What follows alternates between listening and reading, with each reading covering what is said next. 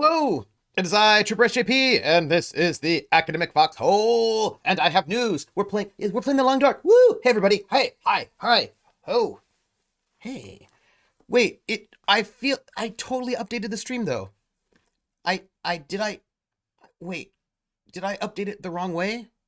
No, I have it saying the Long Dark. It says the Long Dark for me. That's what I didn't do. I see what I didn't do. I got it. It's cool. But I want to say though, the name game. Come on, everybody. I said, now let's play a game. I bet you I can make a rhyme out of anybody's name. The first letter of the name. I treat it like it wasn't there. And then a B or an F.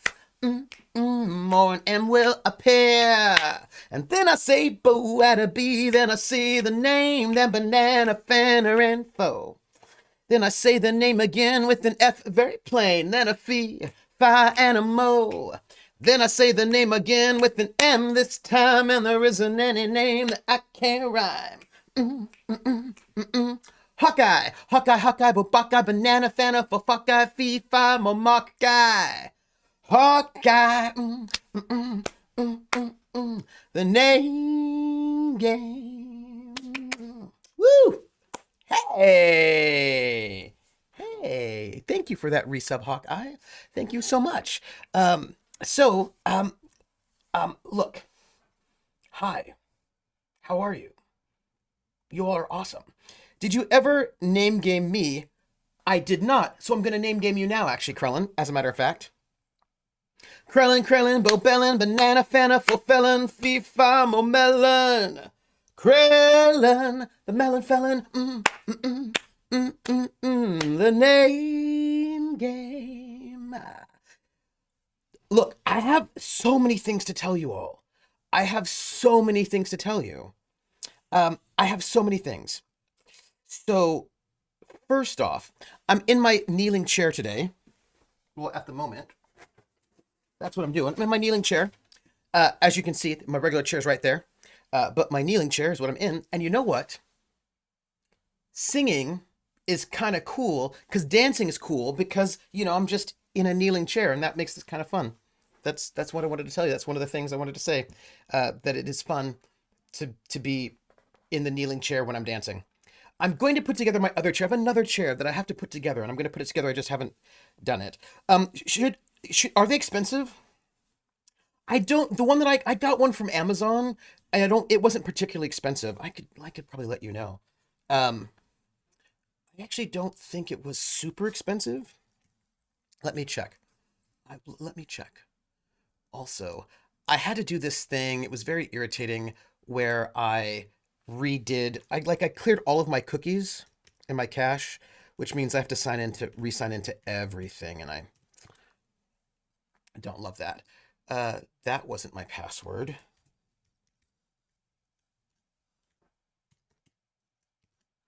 Was that my password? It was. Sweet. I don't want to add my phone number because there'll be problems. All right, orders. Let's see. Chairs. Ooh, hold on. Chair.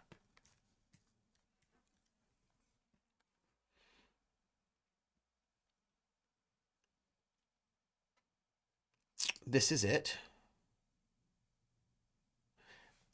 Yeah, okay, it is this chair is currently $100, but I got it on sale. I got it on a sale. So, but this is the chair that I've got is the Dragon by Vivo ergonomic kneeling chair, adjustable stool for home and office. Improve your posture. Um, it looks like though there are some other chairs you can get. And when I got this one, it was actually on sale. You can get them. It looks like you can get them cheaper, although you can also get them far more expensive. It looks like as well. But yeah, the one I got was $100. I think I paid like 80 for it. But it looks like there are a couple here that you can get for 90. I don't know what how good they are, but that's about what we're looking at. It looks like you can also get some kneeling chairs for like $500, but I would not do that personally because I would not. I wouldn't do that. That is what I would say. Um, Silly Millifield's like, I should make a kneeling chair. How expensive it can be if you can't remember how much it cost. Uh, um, I have ADHD. I don't remember how much things cost actually very often. So there you go. Yeah, it's just like regular office chairs. Like $100 is like. Although I imagine regular office chairs. I tend to get I tend to get more. I tend to get least less. People spend a lot of money on office chairs. Apparently, those like fancy office chairs, the Humble and Worthington chairs. I don't remember their name, but they've got some. They're like $1,000, right? Like they're these chairs that people swear are like the best chairs ever, and they're like $1,000. What am I gonna do? Like that's what? Anything approaching half a month's rent is usually a purchase that gives me pause. Yeah. Herman Miller, thank you. That's it. Herman Miller chairs. Thank you, Scabianac. I just knew they had a name that sounded like a law firm. I was like, what are those chairs? They sound like a law firm. Herman Miller, but they're like, yeah, no, that's Scabianac. That is exactly the one I was thinking of. Herman Miller. Um, Let me see what Herman Miller chairs cost. Also, I have so many things I want to tell you all. I just want you to know it. Uh, but I also, yeah, I have things. So Herman Miller chairs. Uh, I don't think some of these. I think some of these are not Herman Miller's. Herman Miller. Yeah, they're like $1,000. Like here's a bunch of Herman Miller chairs that are like $800, but I think these are the cheap ones. Uh, this one here is $1,800. This is an $1,800 chair. Does this chair make you breakfast? It's a lot of money. That's a lot of money. I mean, look, people swear by them. They say that they're amazing, but I don't even know what to do with that. That's just I don't. Herman Miller and Davis will be there for you. Yep. You can get ones that rock. Be curious how you handle that. Oh, interesting. I had to look it up because I wasn't 100% sure what a kneeling chair is. Oh yeah, I can here. I'm on a kneeling chair. So I can show you. I can lift it up and then I can show you what it looks like. So what? Here. Ooh, hello. So this here is a kneeling chair, right? So my butt goes on this top part here, and then my knees go on the bottom part. So, right? So there, right? Oop, there we go. So I'll sit here and my knees will go, no, I'll sit here and then my knees will go here and then my feet are like down that way. So that I'm sort of just sitting here and, right? I don't have, my headphones are not wireless. So I can't necessarily back up to shoot. Maybe I can. Hold on. I can't hear you if you say anything to me, which is like a bummer. But also, these are the what do you call them? For the box for the other chair that I have another chair, like because this chair here is too short for my desk. It's no good. So I have another chair. I just haven't built it yet. But I know you're thinking, what is that cord? What is that cable? Okay, so here we go. Right. So here's my. Okay, will this be good? Maybe so. Yeah. All right. So maybe there. Right. Okay. So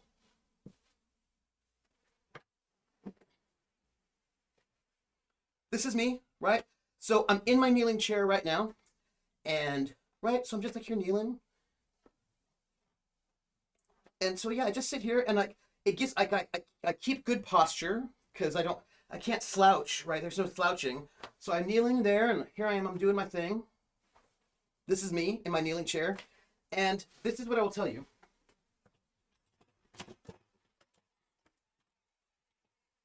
I've got to come back to hang out with you all.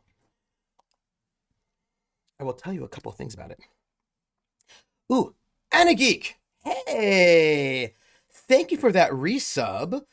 I need to sing the name game for you, and then I'll tell you more about my kneeling chair. The name game. Come on, everybody. I say now let's play a game. I bet you I can make a rhyme out of anybody's name. The first letter of the name, I treat it like it wasn't there. And then a B or an F, or an M will appear. Then I say Bo at a B, then I say the name, then banana, fanner, and foe. Then I say the name again with an F, very plain, then a fee, fi, and a mo. Then I say the name again with an M this time, and there isn't any name that I can't rhyme. Any geek, bo, geek, banana, fanner, fo, geek, fee, fi, mo, geek. And a geek. The name game. Thank you for that resub. Thank you so much. Wah. All right, people are saying things about the kneeling chair, and I gotta see what they're saying. Let's see. Oh, hey, Missile Monkey! Missile Monkey. If the first two letters are ever the same, I drop them both and say the name. I like Bob. Bob drop the B's, Bo, or Fred. Fred drop the F's, fo, red, or Mary. Mary drops the M's, mo, airy. That's the only rule that is contrary. Missile Monkey, Missile Monkey, Missile Monkey, Bo, Bissile Monkey, Banana, Fanner, Fo, Fissile Monkey, Fee, Fi, Mo, Issile Monkey. Missile Monkey. The name game. Woo! So exciting. Thank you for that resub. I gotta read all the messages of what the people have said, right? I gotta see what people say. Don't forget about the flashback. All right, so Herman Miller chair, super expensive. It's all about how many hours you should really sit in it without completely furrowing your back. Yes. Apparently you also have to you have to build up your endurance for a kneeling chair. But so far I'm kneeling in for 3 hours. Scabanux says, I thought kneeling chairs were supposed to be good for your back. Yes. Might just be marketing, though. All chairs claim they're good for your back. Well, that's true. Let's see. I think maybe those are Simply Divine alerts. Yes. Krellin, that is correct. These are my Simply Divine alerts that I have not swapped out. But I'm going to secretly and covertly swap them out as we speak. Because the Simply Divine alerts do not tell me the difference between a follow or a sub, but the other ones do. So I'm just secretly and covertly, as we're speaking, swapping them out. Just as we speak. Hello, main RIAA version. Done and done. Okay, so let's see. Hey, Trooper, says Lone Coo. Yes. How are your knees doing after a 3-hour session? Do they hurt? I have no experience with these kneel chairs. Oh, kneeling chair, that feeling of confessional. Yes. So I would say this is part of the endurance, right? So when I first started, after about 3 hours, I would get sort of a little bit, my knees, because I'm actually it's not really my knees that's on the pad, it's my shins actually. And I would say that after about 3 hours, I started getting a little tired, But I find the more I actually sit in the kneeling chair, the more comfortable it is. And also I can actually sort of adjust what is hitting on the pad. If I sit up like this, right, then it's more my knees that are in the pad, but I can actually just scoot down a little bit, then it's my shins. So I can actually adjust what my actual posture is a little bit. So if I sit for an hour like this, I can then just sort of shift a little bit and then do an hour like this, and then I get more endurance in the chair. But I actually I should sit on it. Here's the thing. Sometimes I just want to be lazy and slouch in my chair and pick that one, but that chair's not a really good chair for me. So I need to get this other chair, which I think will be better for me. But I do like this one. Let's see. Ooh, look at the green screen we got going on. I'm sad I'm no longer selling your books. My mustache is pink. I need to redo the mustache. I just haven't had time. And you will see my books. I just have this up for some of these other streams I'm in, but I don't usually use it for Kolos or anything like that. I just need to actually unpack more books so that the bookshelves look beauteous. So let's see. I want you to know I've been dancing to all these with a piece of pizza in each hand. Yes. I don't know how you missed the pink mustache. Actually, also the goatee was also pink, but I had to shave it because it's getting a little bit long and scruffy. And my sideburns were also pink. Look, I need to tell you something really terrible. Also, Baron, I love you, and I want to tell you something as well. Look, this is what happened. Silly Mithiel's correct. It's fading. Look, I ordered some bleach because I wanted to re-bleach it so I could re-dye it. And it said that the bleach was delivered, but it wasn't delivered.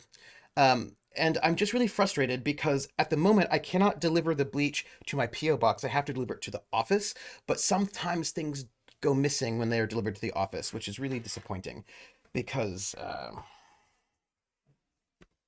I it's look, I need to re-dye. I need to re-bleach my sideburns. If I want to re-dye them, I need to re-bleach them. So I need to see if I can find Manic Panic Flash Lightning 40 somewhere local, so I can just pick it up. I feel like there's a I just don't know if the local supply places have the bleach that I need because I've got the dye. I just need the bleach. Baron, you're awesome. Baron, what do you think about the announcements about Spelljammer and Dragonlance? Actually, what does everybody think about that? How do people think about it? Hmm. Barstar's all terrible feedback. And your liver. If you go back to Title Blades, yeah, you can see, yeah, that was in its full glory. Oh, Grinny, I'm gonna fix it. I'm gonna fix it. I just look. Next week is the last week of classes. Tomorrow I have. Oh man, y'all. I've got so much work. It's so insane. I just have to get through these 2 weeks, and then things will be much better, much better. Although I mean, they'll be like rough for the next 3 or 4 weeks, and there's some things going on that are like really irritating. But last week of classes is next week, so yes. Uh, I used to want to buy one of those wobbly stool chairs for the programming. I sat on exercise ball a couple of years at least. Oh, exercise balls are nice. Yeah. Yes. Onigeek says, I want a computer chair that's on a pedestal instead of wheels. Ooh, yes. Flashbacks. No, I just wanted to know what you thought about like the Spelljammer and the Dragonlance. If they don't have it, I'm sure they can. Yeah, Miss Monkey, you're probably right. I should probably just go down to the local beauty supply store and see if they have it and ask them just to get it so I don't have to worry about it because then I have to think about it. I think hell, it's about time. Spelljammer. I would have been hyped for Spelljammer a few years ago.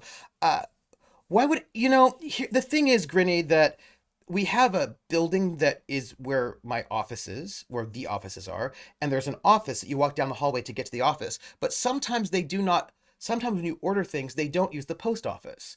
If they use the post office, we'd have no problem. But sometimes they don't use the post office. And when it's not the post office, sometimes people just leave the packages in the lobby of the building, just out in the lobby on the floor.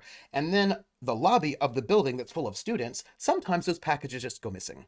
So that's irritating.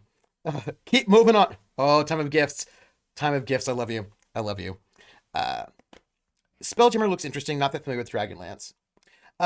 Look, I'm one of those people that is of an age that my D&D did not involve using, like my original D&D did not involve using pre-made settings. Like I didn't, like I know people like really invested in Dragonlance or they're really invested in Forgotten Realms or they're really invested in, they've got their investments, from the old school days, but like I was one like I got the player's handbook, I got the PMG, the DMG, the monster manual. Then I got like Legends and Lore, the deities and demigods. And there was no real it wasn't really an implied setting, really. And or Mistar, none of those things. We just made our own places. Do you know what I mean? We just in the Dungeon Master's Guide, they gave you all the different kinds of governments you could have, made a map, made the own place, and just played in my own world. I never really played in Dragonlance or Forgotten Realms as a GM. So back in the old school days. So I just never was really invested in them at all. The only setting that I played in, self-consciously was Eberron. So I played Greyhawk, none of that stuff. I just didn't really do any of that. Um, Eberron in 3.5 I did, and I enjoyed that.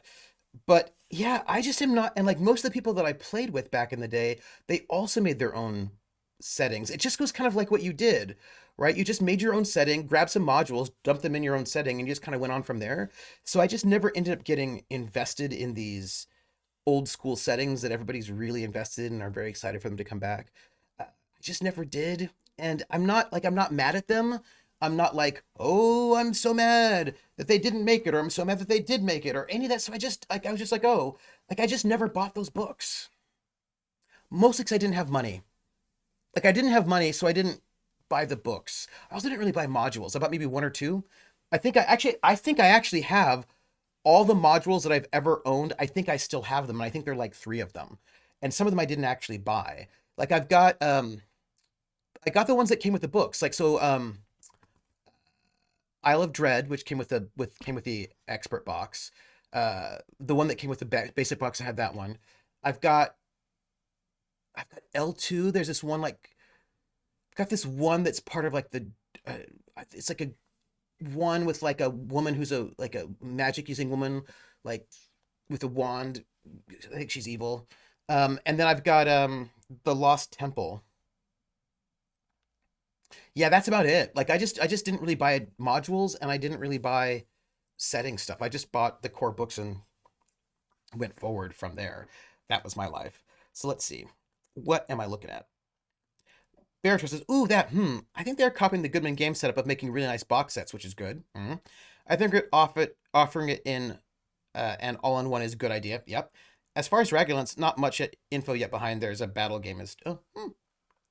I still cannot live with my mustache long enough for that to get cool. Oh, you gotta do it. Missile Monkey says, I may or may not have a playtest copy of the Marvel Multi-Universe TTRG. Okay. Oh, uh, Missile Monkey, is it cool?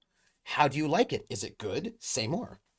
Carlin says, Dragonlance was a huge entry setting in the late 80s and 90s because of the companion novels. Your D&D was Mystara. Oh, yeah, I suppose I wasn't, I suppose it was. Except that, like, I don't think it was very self-consciously Mystara, if that makes any sense. Because you got, like, deities and demigods, you pick your pantheon. I was like, okay, we'll just use this pantheon, you know, pick whatever you thought was interesting. I didn't really think much about it. Scabanak says, yeah, I always did my own settings because I didn't have any settings when I started and I just got used to it. Yeah. Millie says, I read some Dragonlance when I was younger, but I never played any Dragonlance. Yeah, Crone says, you just didn't know it was. Yeah, it wasn't self-consciously that. Like, I wasn't like, and I just like made my own, like, we all just made our own stuff, right? So I think there was some Mystara stuff in there, but it wasn't like, let me put it this way. I never would get into a lore argument with anybody about it. I wouldn't be like, oh no, don't you know that Bigby did this and in the lore, I can't believe you had Bigby do that. Like, did we have Vecna, the hand and eye of Vecna? Sure, right? But it didn't really feel like a setting exactly, if you know what I mean. Barrett says, I didn't read Dragonlance until the early aughts, to be honest. I was a Warhammer kid. Hawkeye says, is Dragonlance where Lord Soth comes out of? Donathan's inspiration for the Black Roses campaign? Oh, I don't know, actually. Because I really didn't read Dragonlance. I'm only invested in Dragonlance and Forgotten Realms because Margaret Tracy and Bob are nice people. Oh, yeah, they are, actually. Uh, Bob Ross, because Bob Ross drew little trees in Dragonlance, right? No? Anna Geek says, oh, okay, had to look at the Dragonlance announcement. Oh, get to play Kinder again. Oh, that's right, because Kinder coming back, right?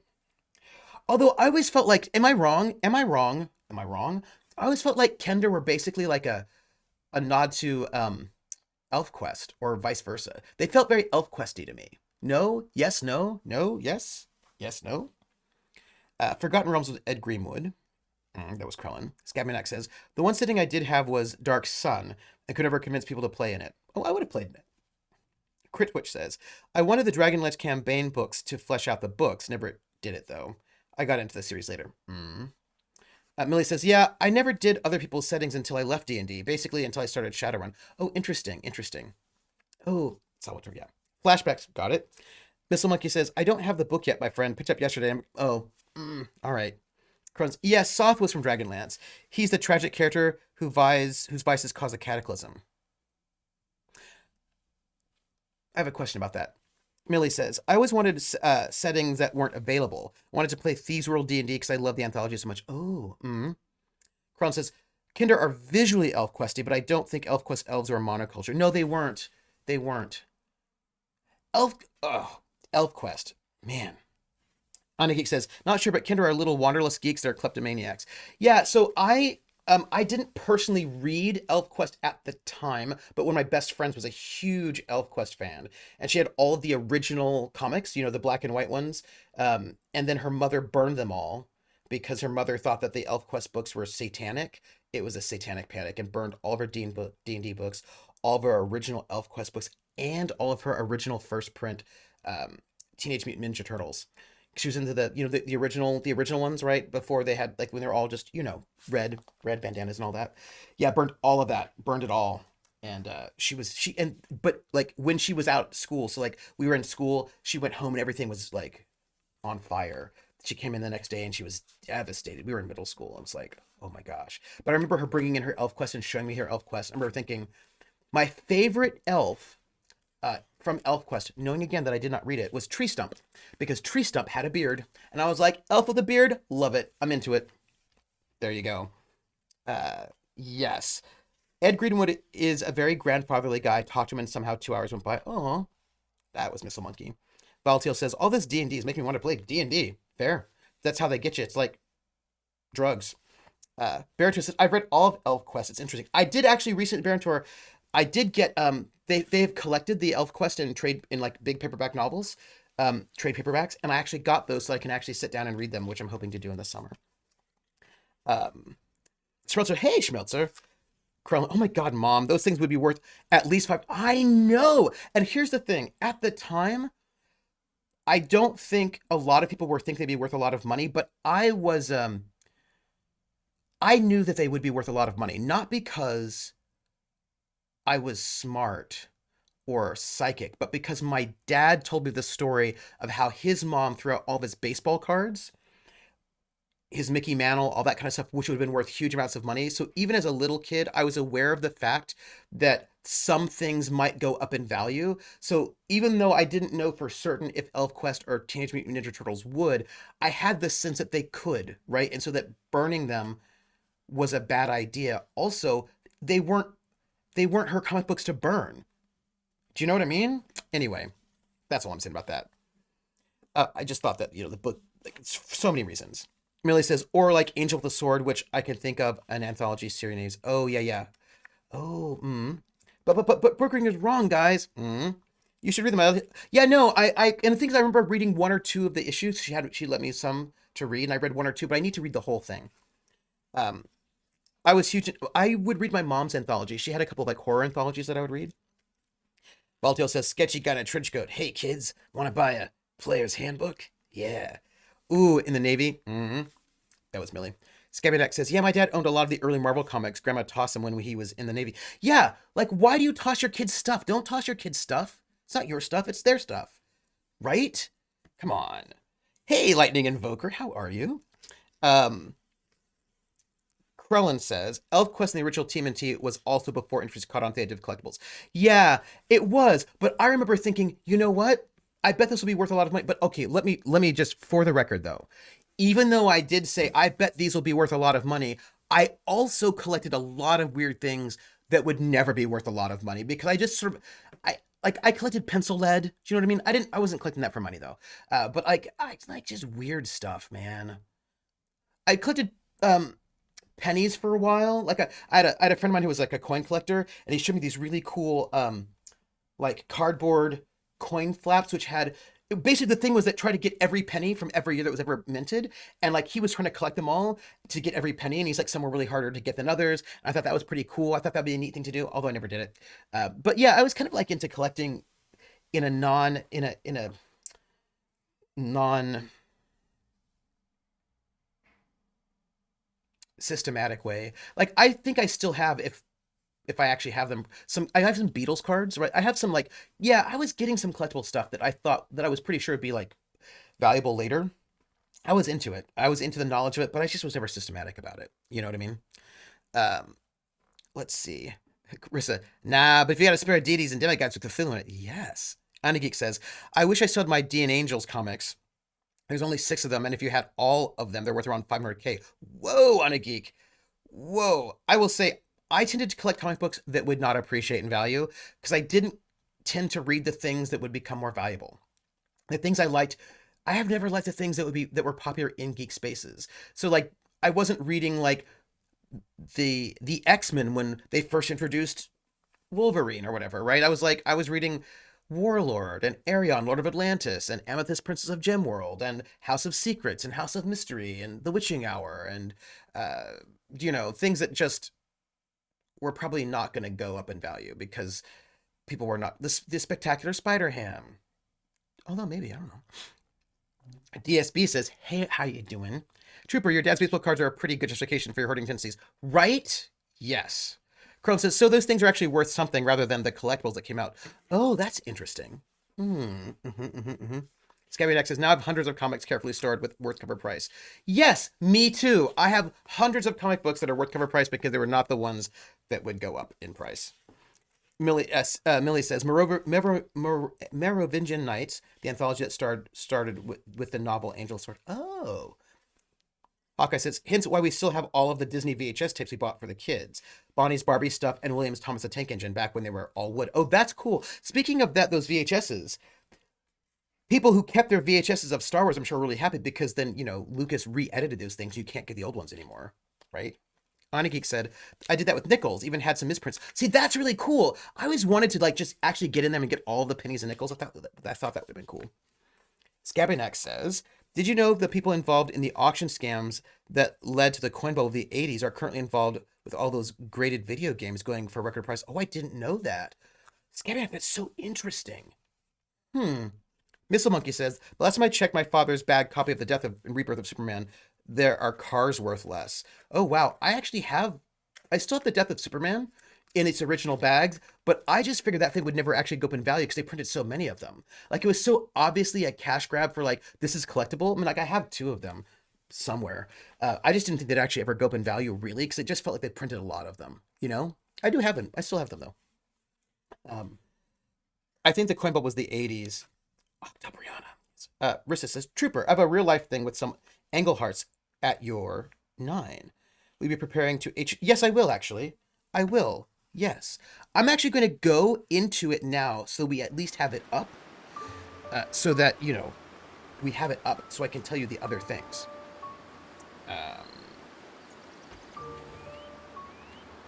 Resume. Okay. Also, though, I kind of feel like I need to turn down my volume. Hey, Sea Spider. Krellin says, my mom got wrapped up in the collectibles fad with Star Trek stuff. She's got bins full of Star Trek action figures from that time. Checked on eBay, assuming the people selling it are actually making sales. They're basically worth twice the cover price, which is just the inflation of the past 30 years. Oh, that's super interesting. Huh.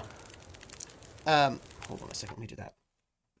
The hardest VHS to get Nickelodeon-wise is the orange VHS of Harry the Spy. Oh, that's, you know, collectors are so fascinating. Also, great. I put a pic of the stash for your Discord. Oh, nice. You know, collectors are so interesting because people collect such, like, they're that moment when, like, Cabbage Patch dolls were, like, worth $1 gazillion, but they probably aren't anymore. Because here's the thing, none of these things have any, like, actual value. The entire value is what you make of them. Right? Oh, that's right. I have no food, everyone. I have no food. So that's awesome. And, that's great. I have no food. And we have to get this guy back to the town, and I have no food. So that's a thing. We're gonna just see what remember there was like a deer around here, but we lost it. That's life. It's not a dead body, it's our survivor. They're okay. They're just a little tired. You know. Hang in there. Let's see. Dad, help me. We'll be fine. Missile says, and then we have the full sets of the top Star Wars cards. Oh, we're not saying how much those sets are worth. It's a lot. Oh, interesting. Trooper says, Millie, you own clothes that you have owned longer than you've owned anything, despite me being slightly older than you. I simply don't manage to keep things for any significant period of time. I also don't buy new things very often, though. Do you know what I mean? Like, so, at the moment, I've been buying new things, but only because I've been streaming. Most of the new things I buy, I will tell you this, almost all the new things I buy have been for stream. Clothing-wise. Although I did buy those 2 new shirts, so I was very proud of myself for that. But I don't tend to buy things for myself. Which is probably bad. I need to go and, like, replace some things and be like, I'm not gonna... Not much farther Okay, now. wait, I lied. I buy new pairs of underwear. That's what I buy. Yes. Them collectibles are fiat currencies. They are, right? You don't know if they're going to be valuable or not. Limited edition means limited to how many they can sell. Anageek says, isn't this the outbuilding that you got attacked by a baron? No! No! Not a... Look, we're gonna make it... We're Kids Incorporated. Looks like we've made it. We're Kids Incorporated. Things I wanted to tell you. Flashback. So, I have 2 mods. Rissa and Jer, both of whom are amazing. And Rissa does this thing because she is amazing. And that thing is, she reminds me of things. Like, I'll say I need to do something during a stream, and then she'll, like, put a note in our... We have a mod channel on the Discord, and she'll, like, drop a little note to remind me to do a thing. And then, if I read the note and then immediately do it, then it's done. If I read the note and then don't do it, then sometimes I don't do it, or I forget to do it, but then she reminds me again. And so, she left a note. I think it's the 3rd time she left it. Don't close your eyes. But she left the note the 3rd time, and when she left me the note, when I looked at it, I did it that moment, and so now I have a flashback sound in Colas. So when I figured out how to actually get the sound to play, which is the players will not hear it. The players won't hear it because the audience will hear it, because I did it through OBS. So with OBS, there's a plugin. It's called Scene Switcher, and it lets you sort of create macros so that when you do one thing, another thing will happen. So I was able to set it up. I was able to program it so that when I go into the flashback scene or out of the flashback scene, a little flashback sound will ring. So the next time we do... No, you're going to be fine. So the next time we do Colas, the next time we have a flashback in Colas, there will be a flashback sound, which I'm excited about. So I just wanted to share my excitement with you. Also, it would be really great to have food. It's just another thing I'm going to say. Wait, Anageek, Kids in the Hall's coming back? What? I loved Kids in the Hall. I'm crushing your head. I crush your head. Flathead. So good. So good. Missile says, oh, come on. That body's only sort of dead. Then it reaches mostly dead, and then hopefully not become all dead. Yes. So I'm just telling you, it is there, and I'm very excited. And I hope I'll make it and not die. Yeah, I had to find a good flashback sound. Leave a note, and sometimes I don't do it. It's such a mod streamer mood. Like, no, it's just because what happens is that for me, here's the problem. Messages unread markers are the thing that tells me that I need to pay attention to it. And when you check a channel in Discord, it makes it red. But I would like to make it unread again. Like, I would have gotten this done earlier if I had the ability, which I don't think I do, to make a message that I saw unread again, so that when I pull up my Discord, there'll be like a little note being like, oh, you have an unread message, and then I will remember that I have to do something. But if I read it and don't do it, then it just like, whoop, goes right out of my mind. You know, it's terrible. Let's see. All dead. Well, there's only one thing to do with someone who's all dead. Go through their pockets and look for loose change. Yeah.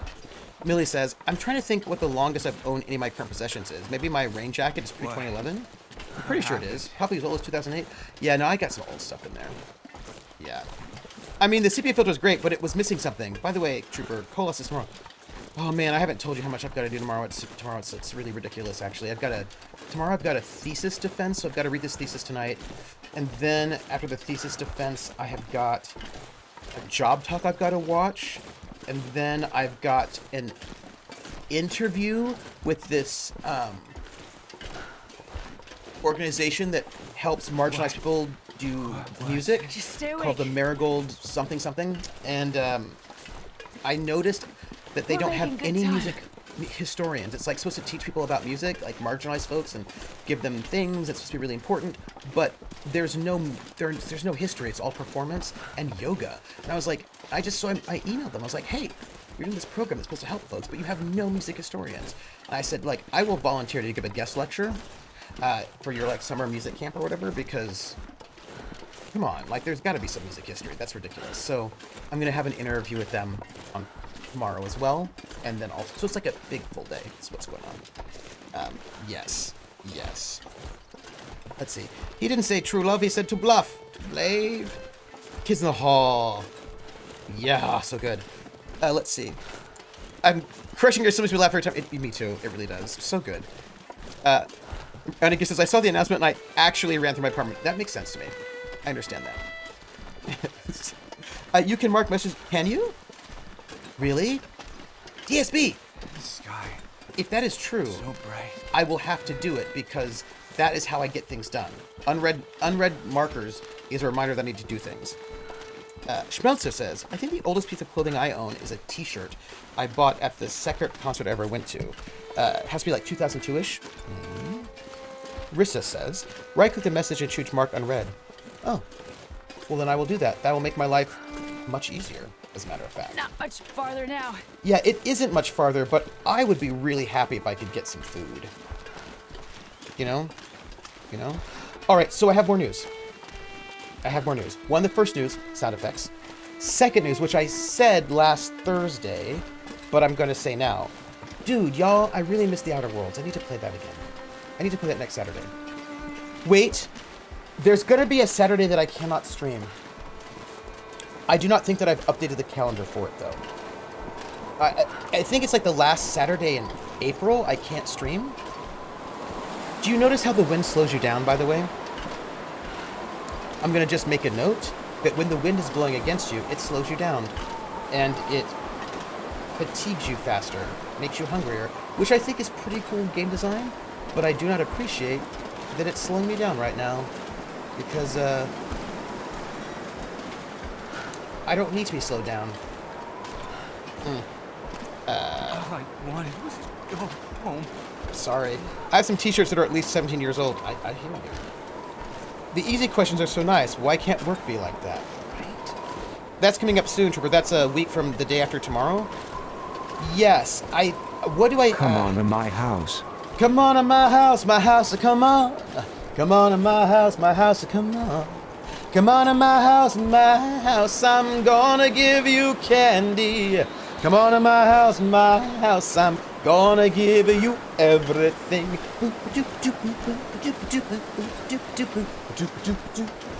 What am I doing?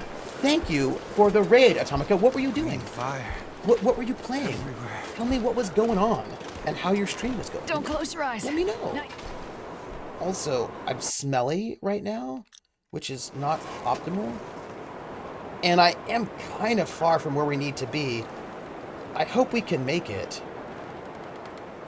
I mean, I could run up here to go these outbuildings, but I just think we're going to just press forward is what we're going to do. We're going to just stay keep awake. going as far as we can. That's our goal. Welcome in, Raiders. Whenever the wind starts, it seems like it's always blowing right. Why doesn't it ever blow behind us? For heaven's sakes. Hawkeye says, I still have a t-shirt from 1995 when our team won our Church League softball championship. Nice. I think my earliest is 1990. Welcome in. Also, Tall Moozy Fate. We were playing Tunic. I discovered an astral plane of existence and used a ton of explosive on some cultists. Oh. Hello, Disturbed Pyro. So, I did want to say the news. Some of you already know the news. Is the 30th of April a Saturday? Is that correct? Wait a minute. Hold on. You know what? Give me a second. I am now disturbed because I said I agreed to do a thing on that Saturday, and now I need to know what my conflict is, because whatever it is, I hope it's not gonna... What's going on? What is this? Okay, we're good. We're good, everybody. Okay, we're good. But that said, let me put this in here now so I don't forget it. So, I cannot stream on the 30th because I agreed to be a panel chair for a conference on The Voice, and I thought to myself, and I haven't updated my calendar to sort of reflect that that is the case. I also need to update the calendar because the offline calendar on Twitch still has Tidal Blades on there, and I have to take that off. Rissa, remind me that I have to do it. But luckily, that panel chair that I'm doing at noon on the 30th will not conflict with my other news. So right now, I'm good. I'm not worried. Everything is fine. The world is not bad, and life is golden. Okay, we're good. I've not double booked myself. That's the thing that I worry about. Okay. Nothing says no, cultist. I don't agree with your beliefs like IADs or high explosives. Fair. The voice of the TV show? No. It's there's a professor I know at UCLA who is like a singer and like a scholar, and she does a lot of stuff with the voice and how it works, like how one produces the voice. It's like technologies and sound studies. And she wants me to chair one of the panels. They're doing a symposium, and she asked me to chair a panel. I also got asked to be on the advisory board for the Journal of Voice Studies, and I said yes to that. So anyway, I'm doing some of that stuff, and so I'm going to be on that. I'm going to be zooming in as a panel chair the 30th, so I cannot stream Outer Worlds, but I will be doing something else. By the way, is that next Saturday? It's not, right? No, it's not. We still have another Saturday. Yeah, no, we're good. Yes, good.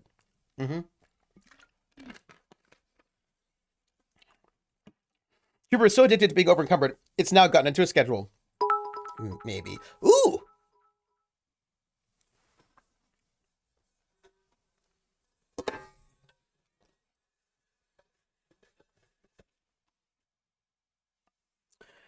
The world is not bad is doing a lot of heavy lifting there.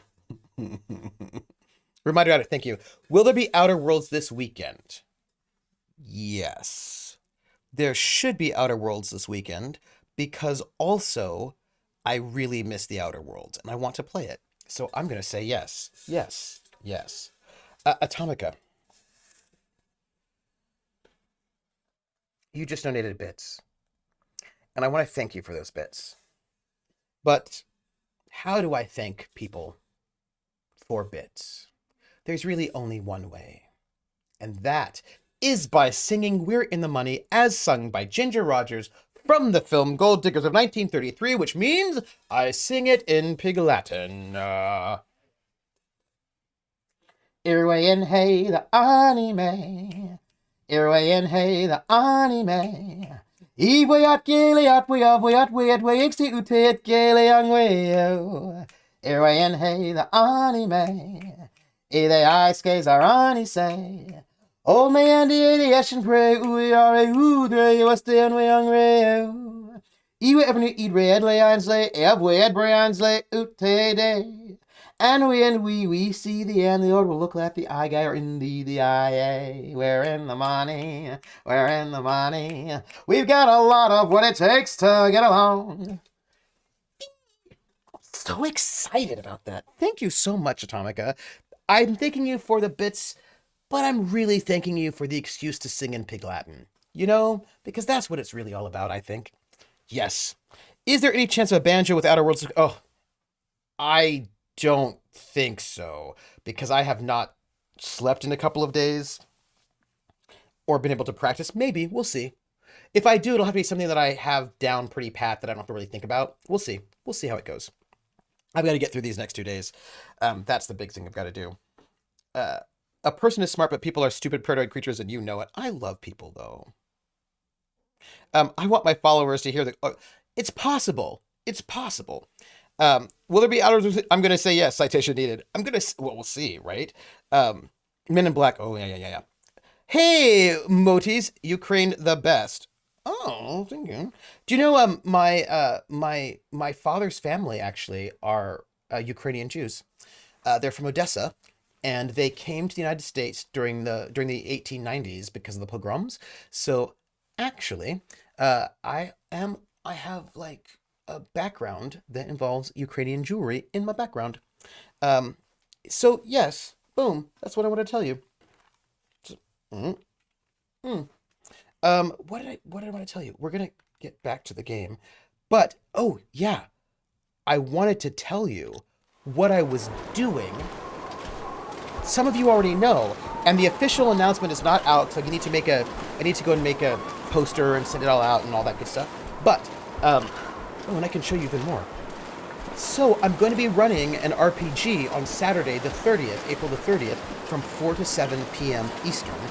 also the Saturday afterwards. So for the 2 Saturdays in a row, not this Saturday, but the Saturday after and the Saturday after, I'll be running 2 RPGs on my channel from 4 to 7 p.m. Eastern. And I'm very excited about them. They are a game called Desperation, which is by Bully Pulpit Games, which does Night Witches and also Fiasco, Winterhorn, a bunch of other games. And it is card-based. And I've not fully cut them out yet, Hold on. but like, Just hold. right, hold on. Oops, I cannot see anything. Wait. There we go. Whoop. Whoop. Whoop. So make sure you can see it, right? So, what? Spring comes, right? And then back.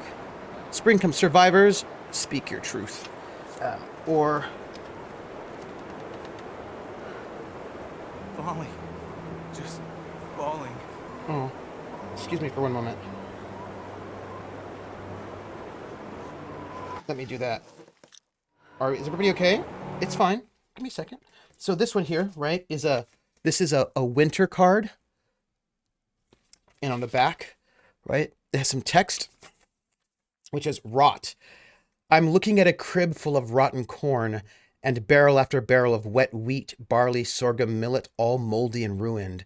And I don't know what I'm going to eat when winter lingers. My shoes, perhaps.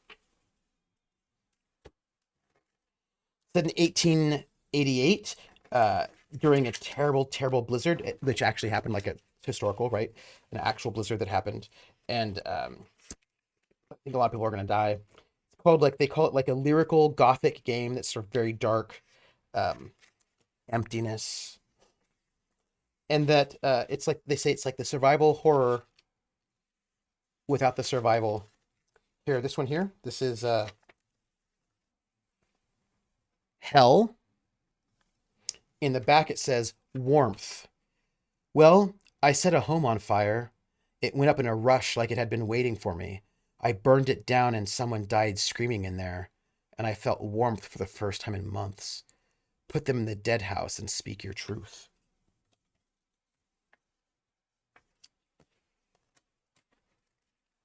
I haven't finished cutting up the cards. I'm very excited though. I'm very excited.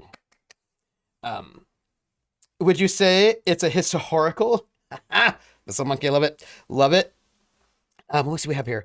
Highlander. We're talking about Highlander. Highlander reboots, perhaps. And Henry Cavill's Connor McLeod. Adrian Paul. There's always fight out in the middle of the field and stuff anyways. Besides, camera seems to be working out. Oh, we're talking about like cameras in the modern Highlander. Thomas says, in the movies, they fought in car parks and alleys in New York, so it's pretty risky now as opposed to the 80s. So this is the thing I'm going to be running. There are 2 different adventures they have that are coming out. So this thing is not out yet. How cool is that? It's going into crowdfunding. So I've got this, even though it's not out yet, but it's going into crowdfunding, and it's going into crowdfunding really soon. And so I'll be running, and when you get it, it comes with 2 adventures. Dead House, which is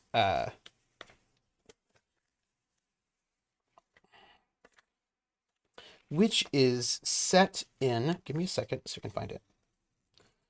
The Isabel. So yeah, the Dead House is a storytelling game about the Great Blizzard of 1888 and the people of a tiny town in Kansas who find themselves in the teeth of the storm.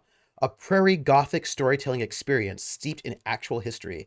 Dead House is a dark, lyrical game about people pushed far past their limits. And that's Dead House. And that's one of them. We're doing Dead House May 7th. The one we're doing April the 30th is called The Isabel, and it's about a schooner, also 1888, that, spoiler, it's not going to go well for the schooner, right? So it's all about these people, like, these terrible situations and, all of that sort of death. And what times? I'm 4 p.m. Eastern, 4 to 7, so 1 to 4. 1 to 4. I will note that they say that this game you should be able to do one adventure in 1 to 2 hours, but they always say whatever they say, I feel like double it. So I'm aiming for about 3 hours for our stream. And right. A Lo-Fi Prince says the thing about teeth makes me think it could be Blizzard or Lizard. So like Night Witches, but even more bleak. Indeed. And because of the bleakness, this is what I was thinking. They say you can run one of these scenarios in 1 to 2 hours, which I just don't believe is true. I mean, I'm sure it is for them, but I'm sure the people that, I just think it'll be longer. So I figured do like a 3 hour game, and rather than doing both games in one session, I figured do two different sessions so that people can like process it, because I think it'll be kind of harsh. Yeah, I mean, yeah. Missile Monkey says 1 to 2 hours. Have you met the average TTRPG player? That's all I'm saying. You know what gothic horror card game I missed? Hecatomb. Oh, I don't know that one. Look, though, here's the important thing I need to tell you. I have gotten all of the cast for the show on the 30th set. Everybody's confirmed. The cast for the 30th is now confirmed. The cast for the 7th is partially confirmed, but I'm still like waiting on some things. But this is. Would someone please trade bodies with me for a couple of hours? Do you want them to be in a different location? Like, do you want to trade bodies with somebody who's hanging out on a beach somewhere? Or does it matter? Yeah, textured plastic cards and it was so good. Oh, nice. I really liked Gloom, but that was sort of funny. Okay, look, the cast. The official announcement poster is not out yet because I'm waiting for some art assets. But listen. Mythomatic. Cord, Mythomatic. Confirmed. Brandy Rose. Confirmed.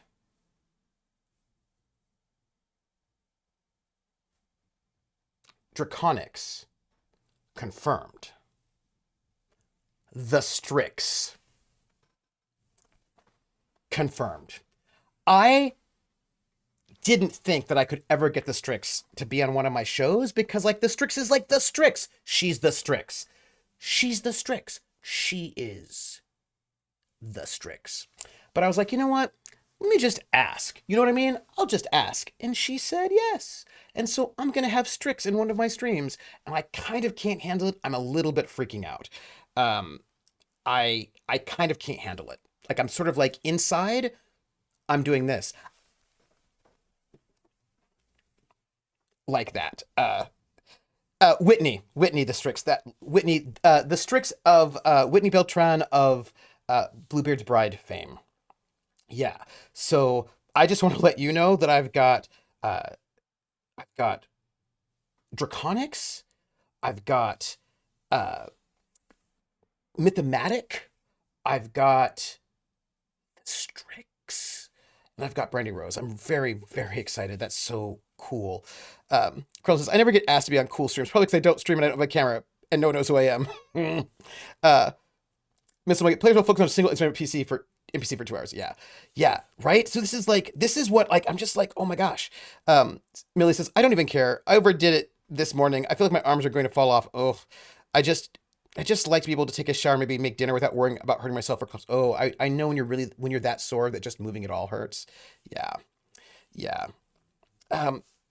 Yeah, as in Bluebeard's Bride Strix. Yes, Missile Monkey, that Strix. The Strix, that Strix. And she's gonna, and like, here's the thing, here's what I was thinking. Okay, this is gonna be this is a game with no GM, right? Sort of like a storytelling game, cards, but really dark and historical indie game. Who can I invite that I think would be really good, like a really good dramatic player? And I was like, okay, well, Mythomatic is great. And I like, yeah, okay. And I was like, I'm going to ask the Strix, but I don't know. She said yes. I can't handle it. That's it. Make you, yes, I want to give her Lo-Fi Prince.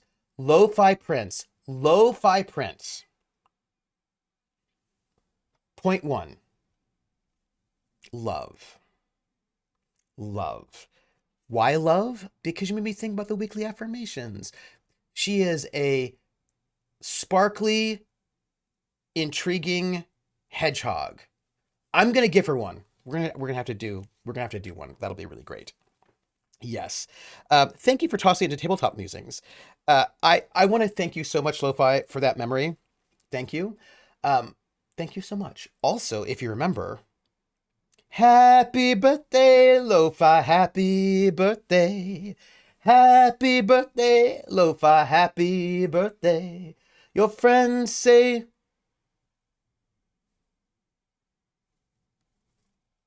your dog says woof woof to you. Your dog says woof woof to you.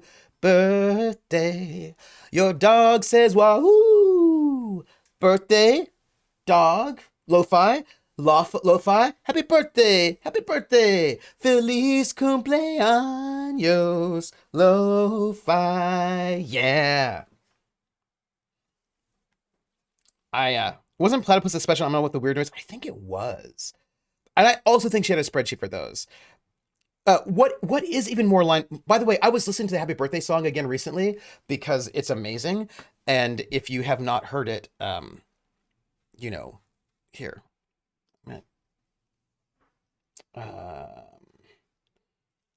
is it Happy Birthday? Uh, Wait, Lo-Fi, is it your birthday actually? Really? Uh, Let me see if I can find it. Happy Birthday song. Um, Happy Birthday song. Wait. Happy Birthday song. Okay. So let me see if I can find it. Yes, I found it. I found it. Um, I don't Lo-Fi, I bet you're not on there, but which is sort of sad. But let's see. Uh I bet there's no Lo-Fi on here. But I mean, you never know because they do all sorts of things in there. They've got a Okay, they've got a Lofty. So I can do a Lofty. So here's the song. And by the way, each one of these songs is sung by this woman. She's sung thousands of these songs. And here you go.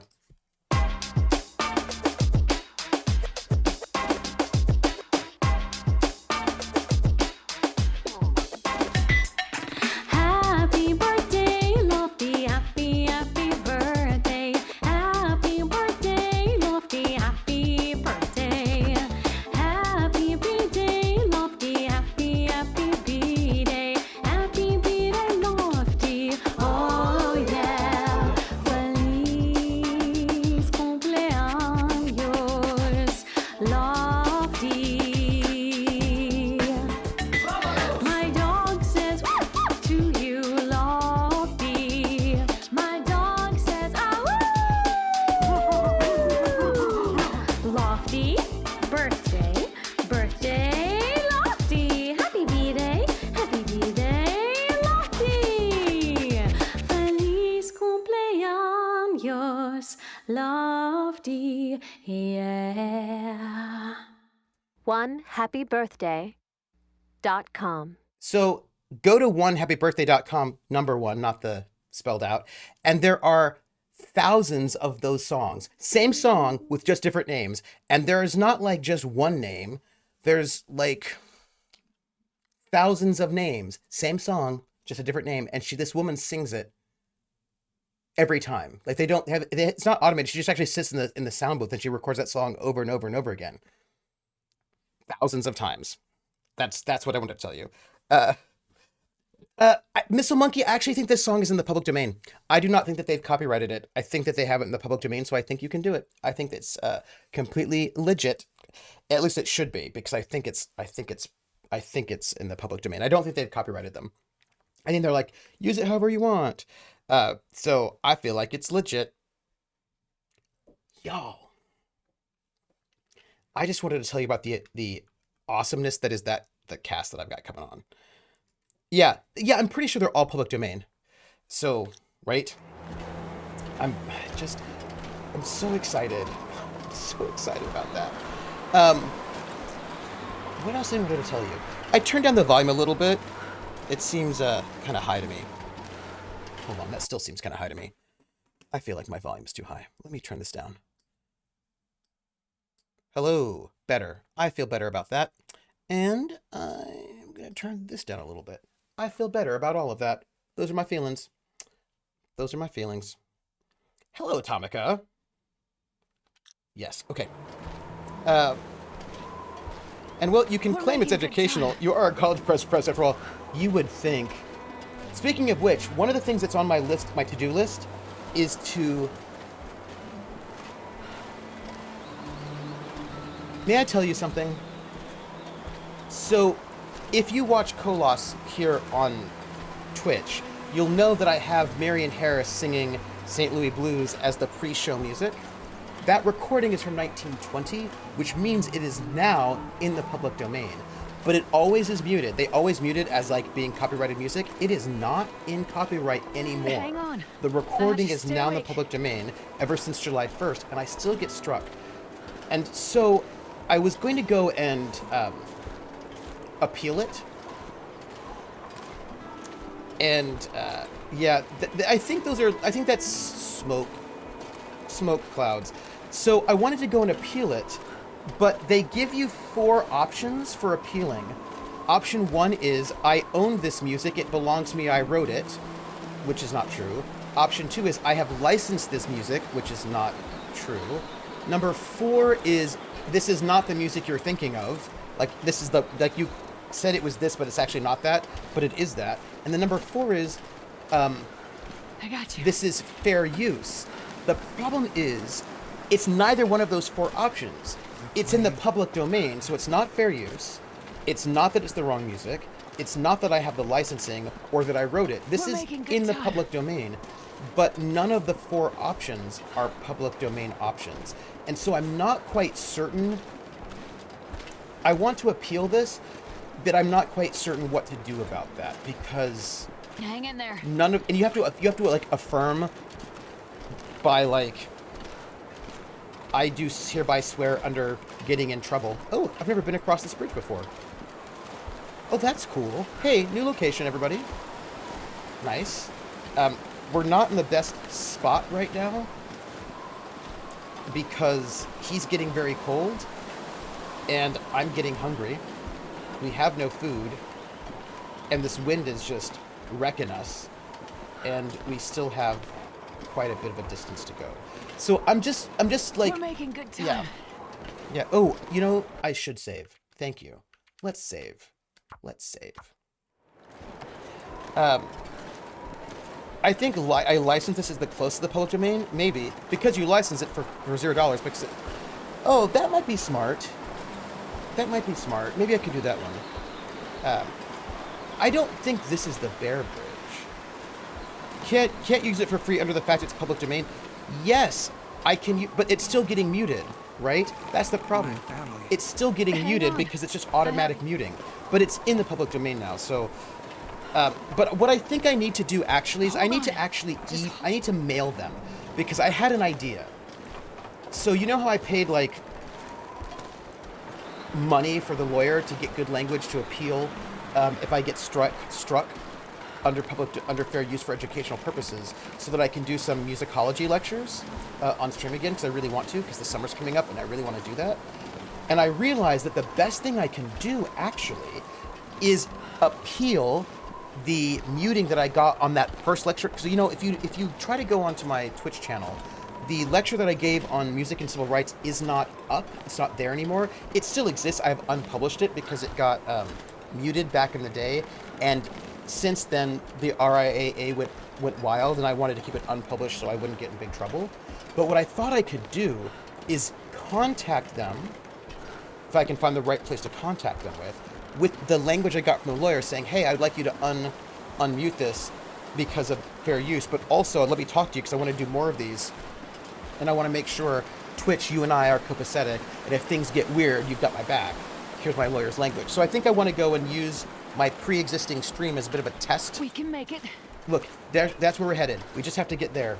As a bit of a test to make sure that legally I'll be okay, and if I can do that, then that means I can do like another big stream this summer, a big music stream, and I really, really, really want to do that. So that's like one of my goals. Everything on fire. Yeah, muting the first lecture was totally BS, right? They muted 3 tracks, so I want to see if I can get that unmuted as a way to test what's up. Atomica says, I found out something interesting today. In Japan, music enters the public domain after 50 years. Yes? When Legend of Zelda was being created by Koji Kondo was going to use Bolero originally, it was only 49 years since the creator had passed, so he had to panic write the now legendary theme overnight. That's super interesting, Atomica. Also, by the way, it used to be only 14 years in the US, then it was basically 30, and it's just been making longer and longer and longer and longer. They've just been extending it and extending it and extending it and extending it in ways that I find really inappropriate. Also, I really wish this wind would die down. Like, this is not giving me life. I don't like it. Don't close your eyes. Also, he's not doing well in terms of heat. But I can see where we're going. We are so close. The question is, can I make it, or do I have to rest first? Do you know what I mean? Like, can I make it, or do I have to rest? Don't know. Do you happen to know anyone who works in the Twitch offices? No, and I'm not a partner. Hang in there. They give partners some time and energy, but I am not a partner, so. But I think I can find it. I can find an email. Okay, I'm hearing an entire stream of the week just for musicology lectures. I'm saying, I want to do it. We need to try to warm weight up. We do. And the Napster stuff with Lars Ulrich didn't help with it. No, it did not. So what I think I'm going to do is, let's go over here. This wind is brutal, y'all. I really would like to not stop. I would like to just keep going, but I don't know if I can. But if I just keep... Stay with me. Oh, man. It's really brutal. And I need to find a windbreak. Do you know what I mean? And I feel like there's probably a better windbreak over there on this side, but I don't know if there's going to be fuel for the fire, you know? I might be able to push through. This is bad. This is bad, y'all. We are so close. Oh. I don't like it. I don't like it. Yeah, look. We're going to head towards the windbreak. I know. Look, I'm a... Look, I feel like we should go there. It's not really a windbreak, but maybe we can stand by these trees. Because there's wood over there. I can see it. So that's what we're going to do. We're going to head towards that wood, and we're going to see if we can at least get a windbreak by one of these really big trees, make a fire, warm them up. I don't have food, and then, you know, make it the rest of the way is what I think we'll do. That's my thought. Don't give up. No, I can make a won't snow shelter. It's just it doesn't really feel like it takes a lot of materials. I can do it. It just takes a lot of materials, you know? And I don't always feel like it's worth it. I'm not quite certain if it is. I've not been yet convinced that the snow shelter is worth it. Yeah, no, she's wearing her big wolf coat. The wind is so bad. And I'm running out of food. What if he dies on my shoulder? I'll probably feel guilty. Crushing guilt? Maybe? So, by the way, the Maycast is not done yet, but I've got 2 yeses. I'm waiting on... I've got to get the other stuff, but, you know... Burning. Working on it. Then it becomes dead weight. Bop, bop, bop. I like it. I don't know if it gives us mission field. I have no idea. I know. Ostrich close to starving. I have no food. None. 0. I have, like, some coffee, which has some calories. But I have no food, and I've not seen any food-like substances around here anywhere. And I am not feeling happy about all of the wind. And I don't know if there's a windbreak around here because I'm not seeing one right now. Oh. It's not ideal. It is not ideal. But also, he's got a lot of health. We might be able to keep pushing forward a little bit further. So, I mean, I don't know. I don't know. Although if he dies, we solve the food problem. It's true. Story mode does not seem to support the Donner solution. So, I don't particularly want to do this. Stop. Just end it. But I think that it's probably a better idea to see, just to warm him up and give him some water and all of that. Let's see if we can make a spot right around here. Like, just a spot. Can you give me something? Like, well, the minute I'm about ready to stop, it looks like the wind stops. What is up with that? I got you.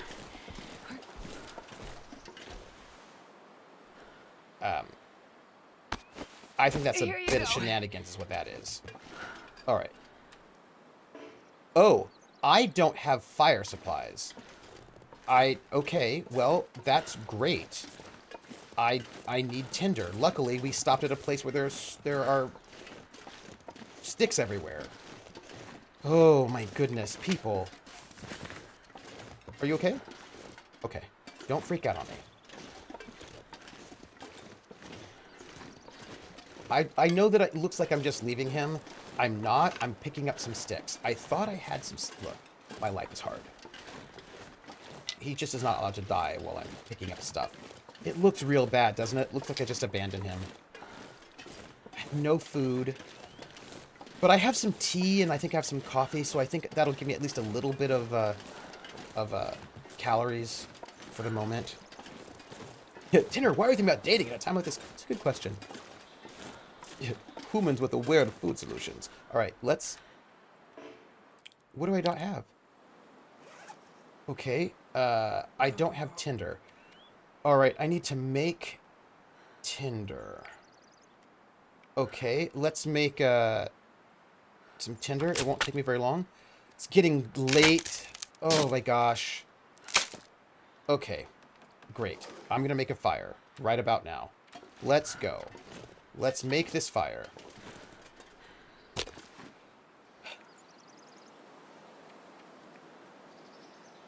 Here we go. I can feel my face again. I'm working on it. Also, have I mentioned that sexy lingerie isn't the ideal outfit for a hot girl to be wearing? Oh, no.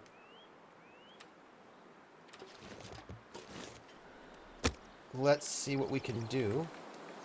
And, you know, we're going to use some accelerant because we don't want to, you know what I mean? We're going to just make God. sure this goes. And then Oh, yeah. I'm going to add some That's a good fuel. That gives us an hour. I'm going to... How much water do we have? Look, we're not in the... Okay, we actually have a lot of water. I'm going to drink some coffee, because that'll give me a little bit of calories. Not a whole lot of calories, but like anything helps. And let's have some rose hip tea. Again, just for the calories. It's not the best, but no, I don't care about the treatment. I just want it, you know, This might be serious. water. Okay. Feeling better now? I think what we're going to try to do is get ourselves in a position where I am feeling like... How long will it take me to chop this up? An hour and 30 minutes? Yeah, let's do it.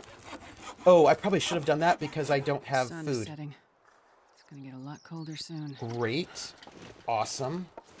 That's great. I'm gonna just... My stomach feels like an empty pit. I know. We're gonna just drink more tea.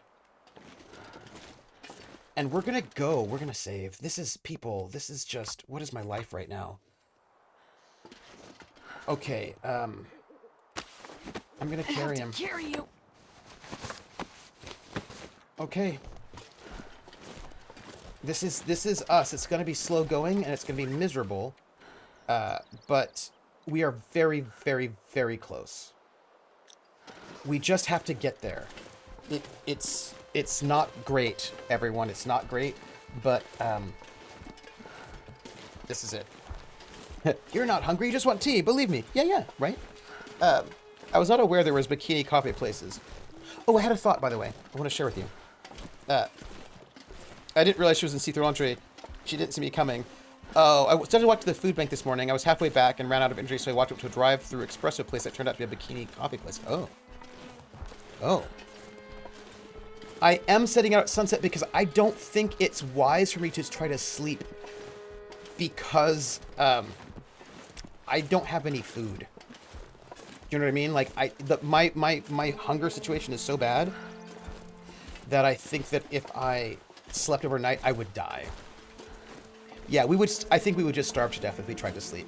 And we are close enough to this town hall that I think that we might be able to make it before I die. One of the problems I have right now is that I'm not particularly thirsty, and so drinking the tea will not... I don't think I'll drink the tea.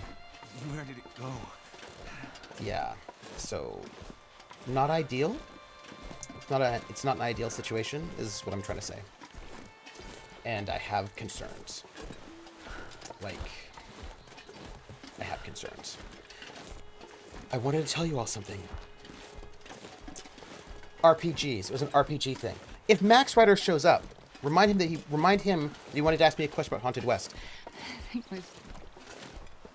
I know. Look, I'm looking for some kind of food, but I do not see food anywhere, and I am so sorry. I appreciate it. Oh, come on. How is this game even remotely ideal?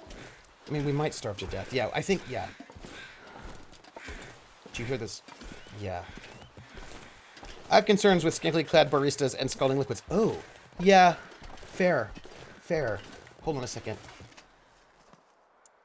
Y'all, I wish I had food. I don't. I just don't have food. And I was looking for food and I don't have it. Although if the wolves attack, we might get food. That is true. If I can kill them. Look, but we are so close. And I think I'll just have to steal some food from the pantry. Dead wings. So I want to bring up a gaming topic with you all. Because I've been thinking about it. Get food or become food. Don't give up. I won't leave. It's true. And I am a little smelly. So maybe we'll find some wolves. Did you hear anything? Did you hear a wolf? I won't let you go. I hope the wolves don't attack until Mama. until Wade gets colder, so that I can, hello, first-time viewer. Oh, you're a bot. I'm not excited about advertising. Rissa, could you just ban that person if you don't mind? That would be lovely. Because I don't like bots hanging out. Thank you, Rissa. You're the best. Thank you. All right, I have a gaming topic. For you all. Don't close your eyes. No, There was a post on Reddit, hold on. and you know those posts that are like, hey, here's this thing, what do you think about it? But you already know what they think about it, and you know what answer they think is the right answer. So they're actually looking for confirmation rather than actually having a conversation. Whacked. Whoosh. So this is one of those conversations where the person brought up this thing, but it was very clear what they thought about it, and they just wanted people to agree with them. But I didn't necessarily agree with them. Don't close your eyes. And it was in the framing, right? So in Blades in the Dark, there is this GM advice which says players should never fail. When a player fails, when a character fails, it should never be due to incompetence. It should always be described as something outside of their control. Right? So that it should always be like players want to feel powerful. So when a character fails at something, it should never be due to incompetence. It should always be due to something external. And they're like, and note, they said incompetence, not just failing.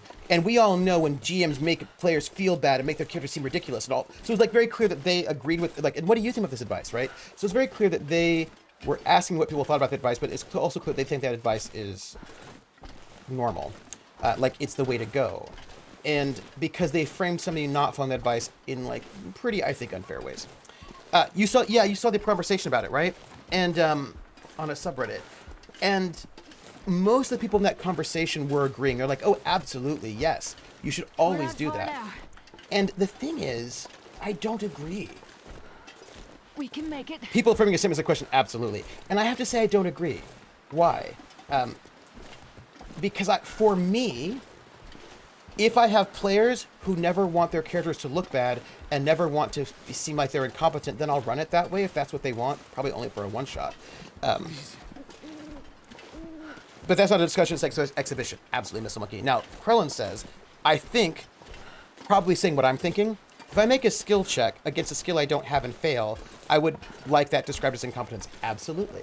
Right? So for me, if I'm running the way I want to run, I would describe it as what makes sense in the game. If in the game it makes sense for it to be incompetence, then I would describe it as incompetence. If in the game it would make sense for it to be something external, then I would describe it that way.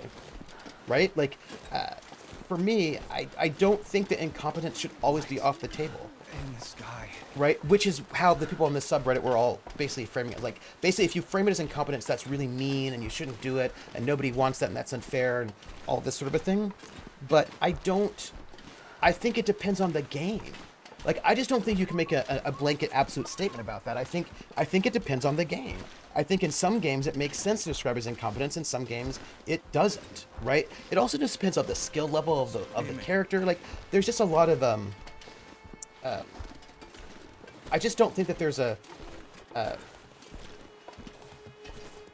blanket absolute statement you can make, is what I would say. I appreciated the coffee. It got me home. She seemed nice from what little talking we did. That's fair. Hawk, is it totally unrealistic? Bertus, I think it can work for a game if that is the rules for that game for all games. No, right, for me it depends on the game, right? I wonder if encumbrance matters more. I think it does.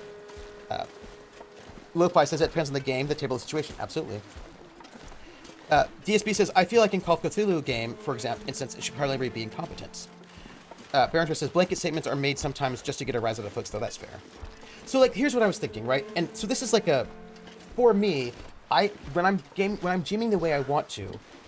Oh, I remember what it said. I remember the comment was, the GM's job is to be a fan of the characters, and so therefore never narrate them as having incompetence. And I was like, well, as a person, I'm a fan of the characters, but as a GM, I'm a neutral referee, right? Like me, Trooper, I'm a fan of all the characters in the games that I run, but as a GM, when I'm running those games, I don't favor them or not favor them. I try to be neutral as much as possible to be fair.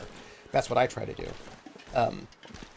So I don't think of myself as like my job as a GM is to be the cheerleader for the characters. I feel like my job is to be a neutral arbiter. And how I describe a failure, sometimes how the players describe a failure, will depend on the context. And sometimes it might not be incompetence, and sometimes it might be. Sometimes it might be something else. I don't know. But I just feel like sometimes it'll be genre. Like, what is the context? I have to sort of figure out the context is.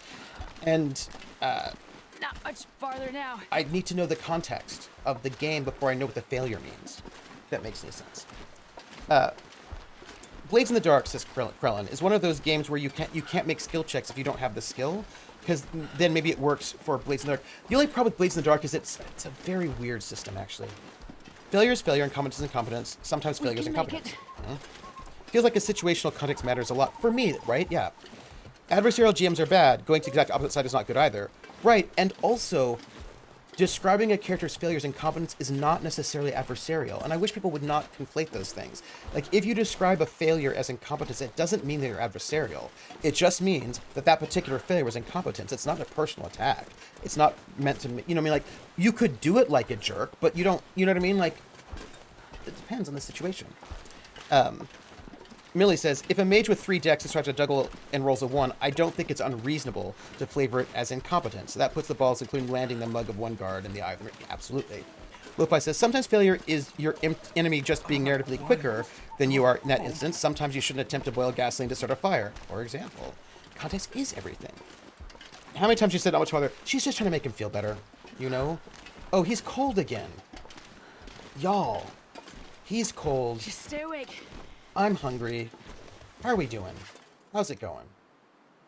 I've got a sprained wrist. I'm hungry. We are so close. We are so close.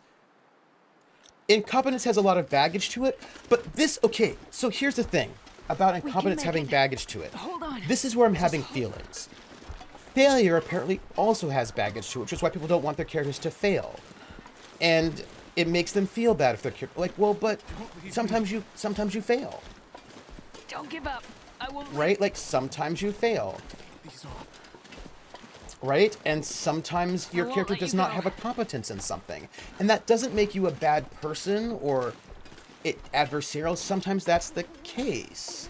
Do you know what I mean? And I feel like it might not be healthy to inculcate an entire generation of gamers for whom failing or not being good at something is considered the worst thing in the world. Like, it's not the worst thing in the world.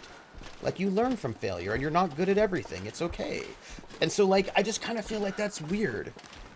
Millie says, yes, like the baggage of not being competent at the thing you tried to do and thus failed at doing it. Yeah. Failure is the greatest reality and teacher in life. Facing failure is part of the risk. Yeah. So, I wanted to say this thing. Don't close your eyes. No, Because for me, this is all part of the same thing. Hang in there. If you do not have the skill at all and you fail badly, I actually feel like incompetence makes a lot of sense. It doesn't rain every day, but you should always have an umbrella. Lo-Fi says, I had this funny image of the inverse to this, where a person is disappointed at continual success. I would be. Actually, Lo-Fi, I will tell you, I actually am disappointed at continual success. It makes me, it pulls me, if the game is structured in such a way that I never fail, ever, no matter what I'm doing, no matter what outrageous thing I'm doing, unless it's in genre for that to be the case, it starts pulling me out of my immersion. It starts making me feel like it's not realistic, and then I'm not going to enjoy myself as much. Right? Like, the minute I start but this is also the same thing with failure. Like, if I fail at things that I should not be failing at, I feel like the system's not doing a very good job, and I'm going to be pulled out of my immersion. Both. The failures in Tidal Blade's finale were spectacular, and the players all rolled them nerdly. Right. And see, this is actually goes back to Rissa says, hey, I had a PC who was completely incompetent as a fighter who rolled a fluke 01 and took out an NPC with a bucket of slop. Nice. Perpetual such is great and all, but it's really unrealistic.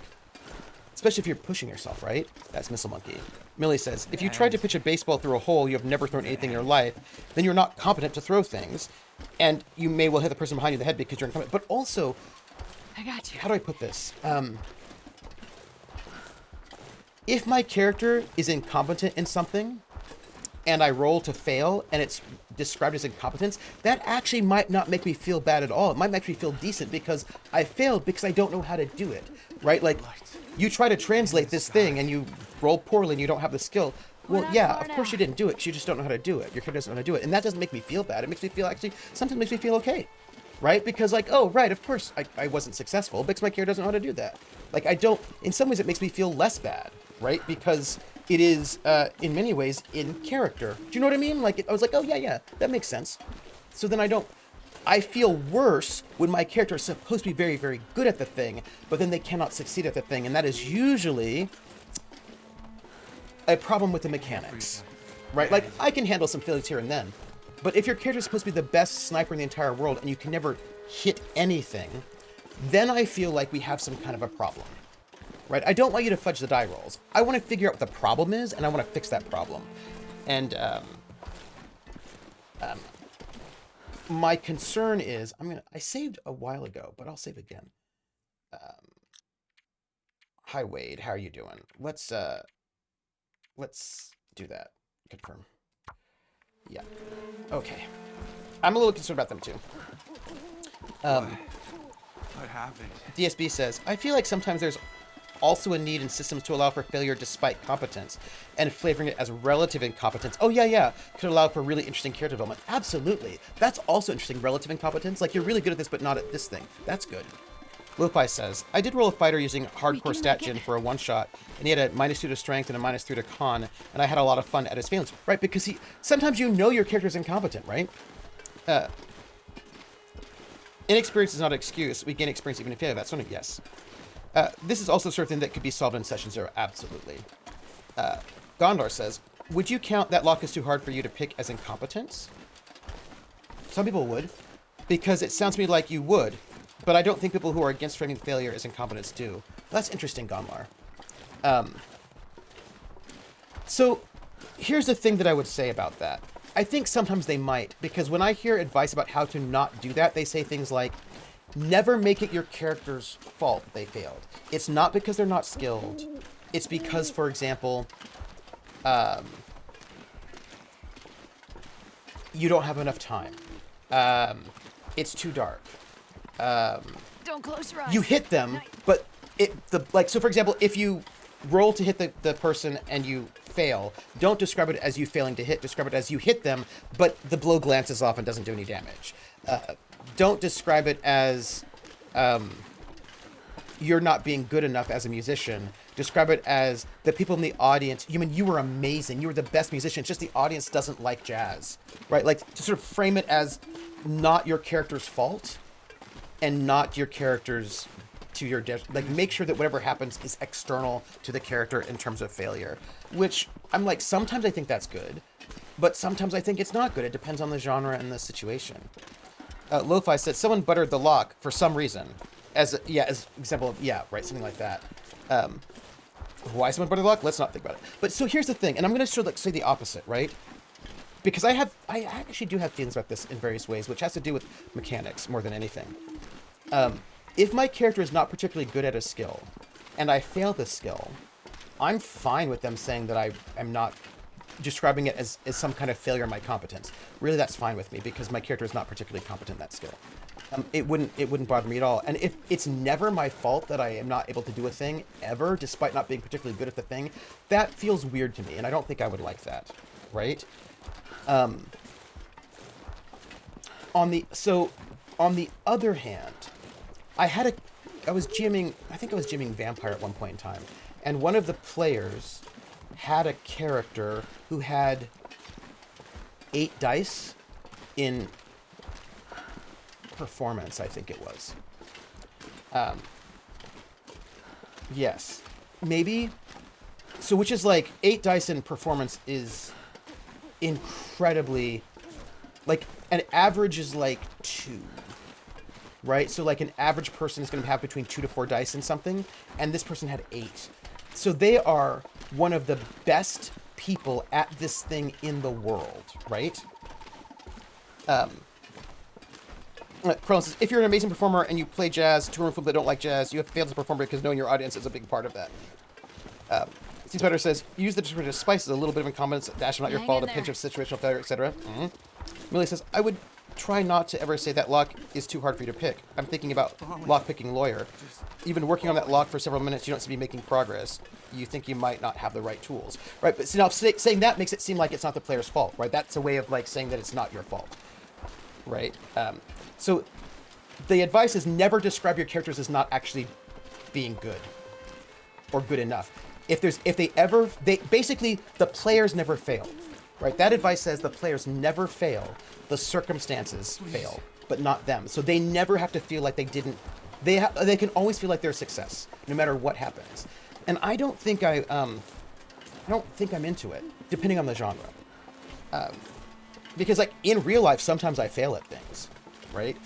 Depends on the genre. So if a person has like 8 dice, 8 to 10 dice in something, and let's say they're a performer, they're amazing, and they botch that roll, I would never describe that botch as them singing poorly. Right? That's not what I would do. Or playing the cello poorly. Because I don't actually think that makes sense. That does not work with my sense of immersion. Somebody who's like the best in the world, I just don't think I would never describe them as being so hyper incompetent that they, are. I'm going to put this person down for a moment. And when I put them down, I've got you now. Don't worry. I'm gonna like just take a little bit more tea to give myself a little bit of calories. And then I'm going to give Wade some water, so at least see what's wrong here.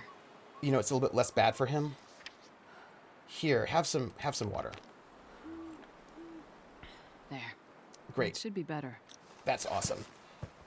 And we're still not great, right? But I've got you. I feel like that might get us there, right? And let's save. There we go.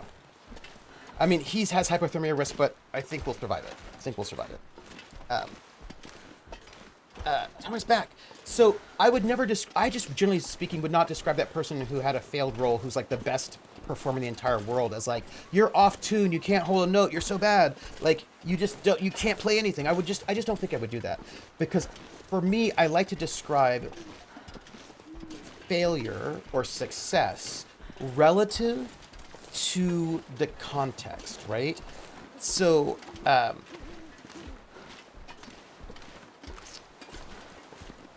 I would think a person who's like the best cello player in the entire world who botches playing something simple, like if the person's like, oh yeah, I'm gonna go play something simple, like just like a basic thing that I've played 1,000 times before, probably what I have them do is like, I would probably describe that as them playing it, but it being disappointing because they're just fine.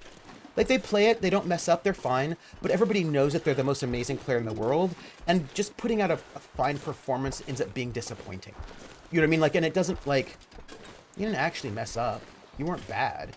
But, like, people wanted more from you, right? Like, for somebody that good, I wouldn't describe their failure as being like, oh no, you're the worst, right? But if somebody cannot play at all, and they do a critical success, I would also not describe that critical success as, like, they're not trained in the cello at all, right? I would not describe them being like, you play just like Yo-Yo Ma. You play better than anyone else in the world has ever played before, because that makes no sense either, right? So I try to like scale those successes based on the context of that character in the genre, if that makes any sense. Hold on. You know? Just hold. Comics fully here. Hopping back a note, I love you using your blow gets off the armor when a strike barely misses. It's really good for flavoring when used as a hint to let them know they didn't just whiff, but if they whiff, then let them. Millie says, so I failed at a programming task, but only in a period of time. I could always succeed if I had more time, and lockpicking is mostly similar. Unless you don't know how to lockpick, right? If you don't know how to lockpick, then no matter how much time you have, you will not be able to pick that lock because you don't know how to do it. Like, you actually are not competent in that skill. Or if you only know how to do simple locks and you've never actually encountered a really high level lock before, like if there's a lock that you just are not, if you've only worked on like old school medieval style locks and you're coming up with like a big master lock, you just may not know how to pick it. And I think that I think it's possible that people may not have the skills to do something. Like, I have a bunch of skills, but there are things that I cannot do. Sure, if you gave me a couple of years to learn how to do it, but that's different, right? There's because here's the thing. If you said, I want you to play this one particular banjo piece that I cannot play at this moment in time, I could say to you, yeah, give me enough time and I could play it. But what that means is I'm investing time, which means I'm increasing my skill level. Basically is what that means, right? That at this skill level, I just cannot play that thing. If you give me more time, i.e. I invest XP in increasing my skill level, then I can play it, because then it's not too hard for me, basically. You see what I'm saying? You see what I'm saying? You see what I'm saying? Nicoletta's performance. Yes. Stay with me. You didn't miss it, but they were expecting pyrotechnics. Absolutely. You start playing the sax. The music is with you. It flows through you naturally, like you were born for this. You get through the first song feeling like you've just played the best set in your life, and when you finish, silence. Absolute uncomfortable silence. Someone coughs in the front row. You shield your eyes from the glare of the lights, and you get your first glimpse of the audience. It's a convention of accountants in 1940. How on earth did you miss that? You played them all jazz. Yeah. How far? The community hall is right there where that fire is. Where that fire is. It's that fire right there. Where did it go? We're gonna get there. We're going to get there. We're going to get there. I really wish I had some food. We're gonna get there. I thought that last hill was it. We're so close. Some more minutes walking. Maybe just took 3 more days. I know. Yeah. So like, I actually think that sometimes it's appropriate. Sometimes I think it's inappropriate to describe a failure as incompetence. Sometimes I think it is appropriate to describe a failure as incompetence. And you know what I mean? So I think it just depends on the context and the genre. Man, so thinking about all the hiking you used to do in deep snow and how I'd never ever want to fireman carry someone through, right? And Timer says, like, it depends on the skill check. If someone has no tool skills at all, and I said, put up a picture frame, they could likely do it, sure.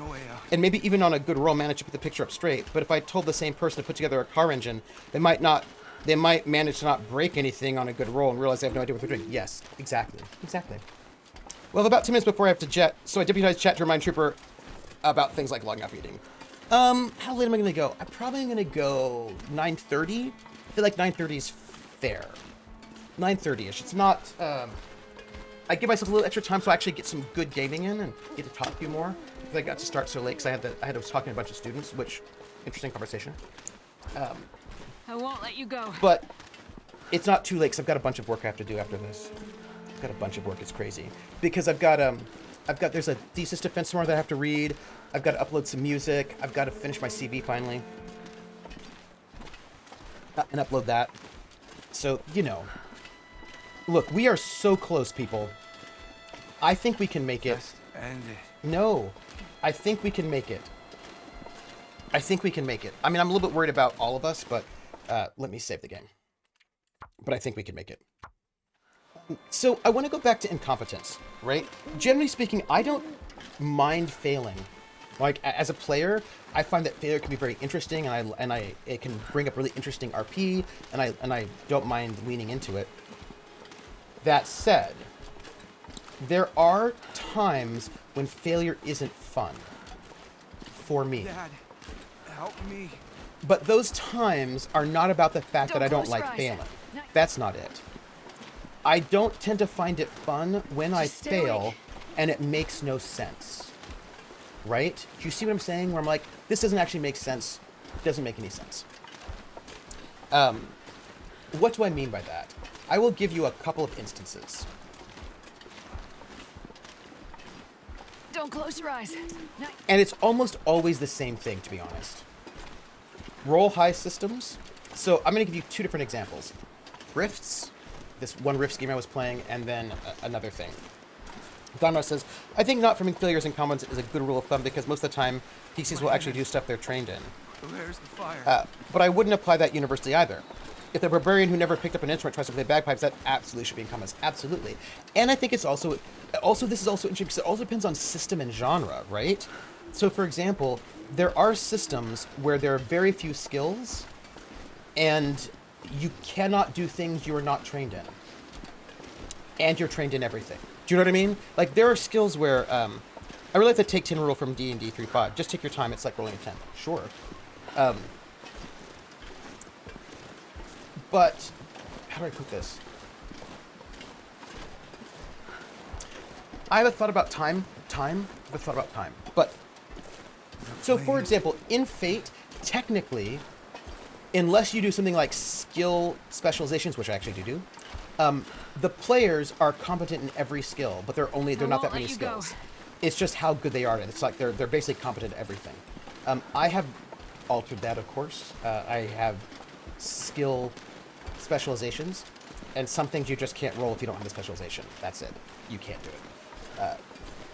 So in some games, it's like the players are competent at everything, or there are just so few skills that whatever is there, they already know how to do. So you could say no incompetence, although I still think that just because you have a skill doesn't mean you're like I have a number of skills, but that doesn't mean I'm omnicompetent in those skills.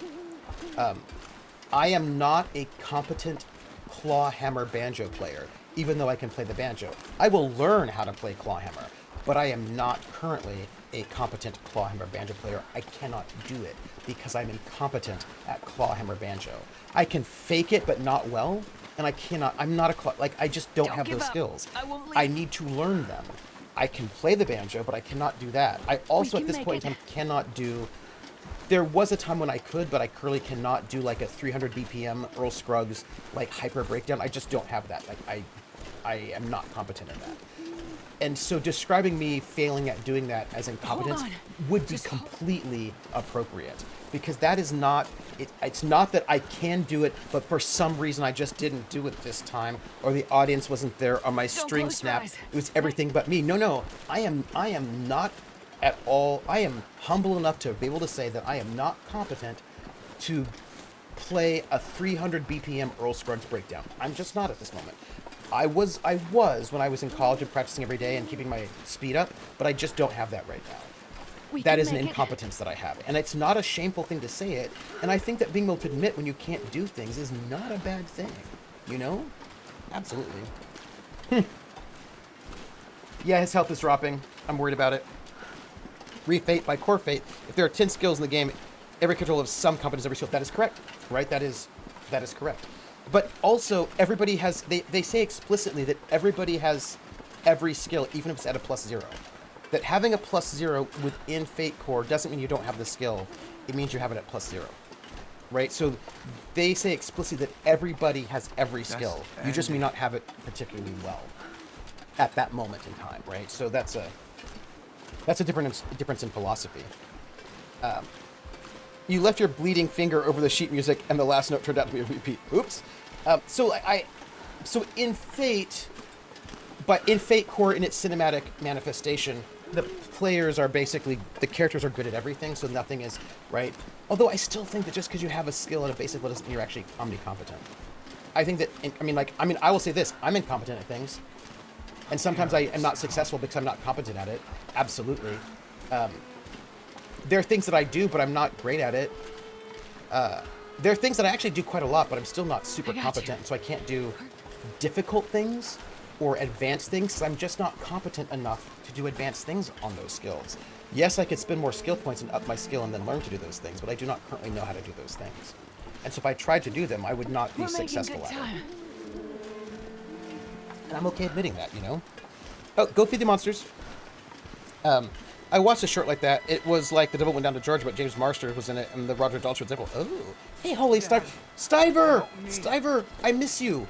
Stiver, what are you doing? Do you have a home yet? Are you able to stream yet? Are you in a place where you can be like streaming, or are you not at a place yet? Stiver, tell me all of the things. I miss you, Stiver. I miss you, Stiver. Stiver, I love you. Tango. I was just talking about Tango the other day. My family. Just missing you all. That's all. Stiver, I miss you. Stiver. Look, I'm going to tell you something. Stiver sold his house, and his new house isn't built yet, so he's kind of basically homeless and can't stream. And he did that because he doesn't love me. That's the whole reason. We're making good time versus Waltz at 2/3 health and freezing. Yeah. Just stay awake. Yeah. And I'm like starving, you know? So like I love Mrs. Yeah, I miss you. I miss you. You know, and I was just thinking about you and like your good heart. And I want to know when I'm allowed to invite you to things again. Tell me when I can invite you to streams. Let me know when you're streamable. You have to tell me. All I wanted was to go You're a hobo, home. it's true. By the way, in case you don't know, I'm dying and things are bad. You know, but we're getting, like, we are inches away from not being dead. Like, I realize that we are at this moment exhausted, that we don't have enough energy, we have no food, it's bad, but I can see it. It is right there. We can make it. Oh, that's why one shouldn't mess with the number of relevant skills without considering the consequences. There's 8, and now I actually add more skills because I don't want that feeling. I don't want the Fate Core feeling. Like I adjusted it because I want a gritty noir sort of feeling with people who are more realistic rather than more superheroic. Default Fate is pretty cinematic, and that's not what I want. I wanted people who can't do things, and so I have reframed Fate for Kolos because I want them to feel like regular everyday people rather than the kind of superheroics that is default Fate Core. So I used some of the setting recommendations in, I don't know if the setting recommendations I used were in Fate Core or in the Fate system toolkit, but one of them had advice for noir, like gritty noir starting characters, which is far fewer skill points. And I added more skills. So they had, like, I think they started off with 2-3-3 or 2. Basically, they didn't. They start off with a much lower pyramid. So they have fewer skill points, like a lower refresh. Yeah. So just generally speaking, they start off much weaker because I didn't want them, and there are more skills with specializations because I didn't want that feeling of the cinematic superhero. Right. I didn't want the James Bond.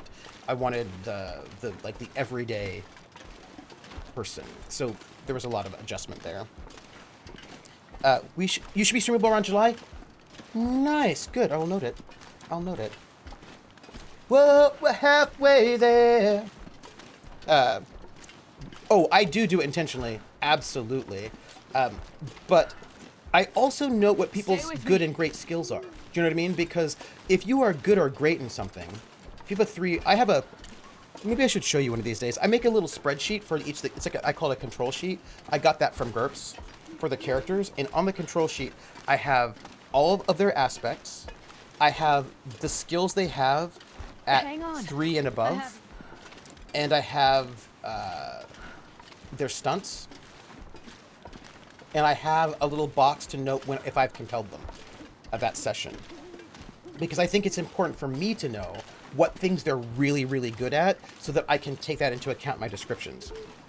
If they're really, really good at something, then I'm not going to describe failure as incompetence, unless of course they're really doing something that's way outside of their wheelhouse, or way more difficult than they're used to or normal, or something outside of their regular thing. But generally speaking, I just don't think it's appropriate to describe something that something's really, really excellent at as incompetence.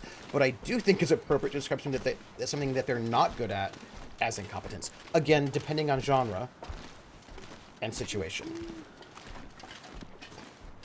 For example, superheroes, probably not incompetence. Like, I wouldn't describe things as, if we're doing a superhero game, not Just stay incompetence.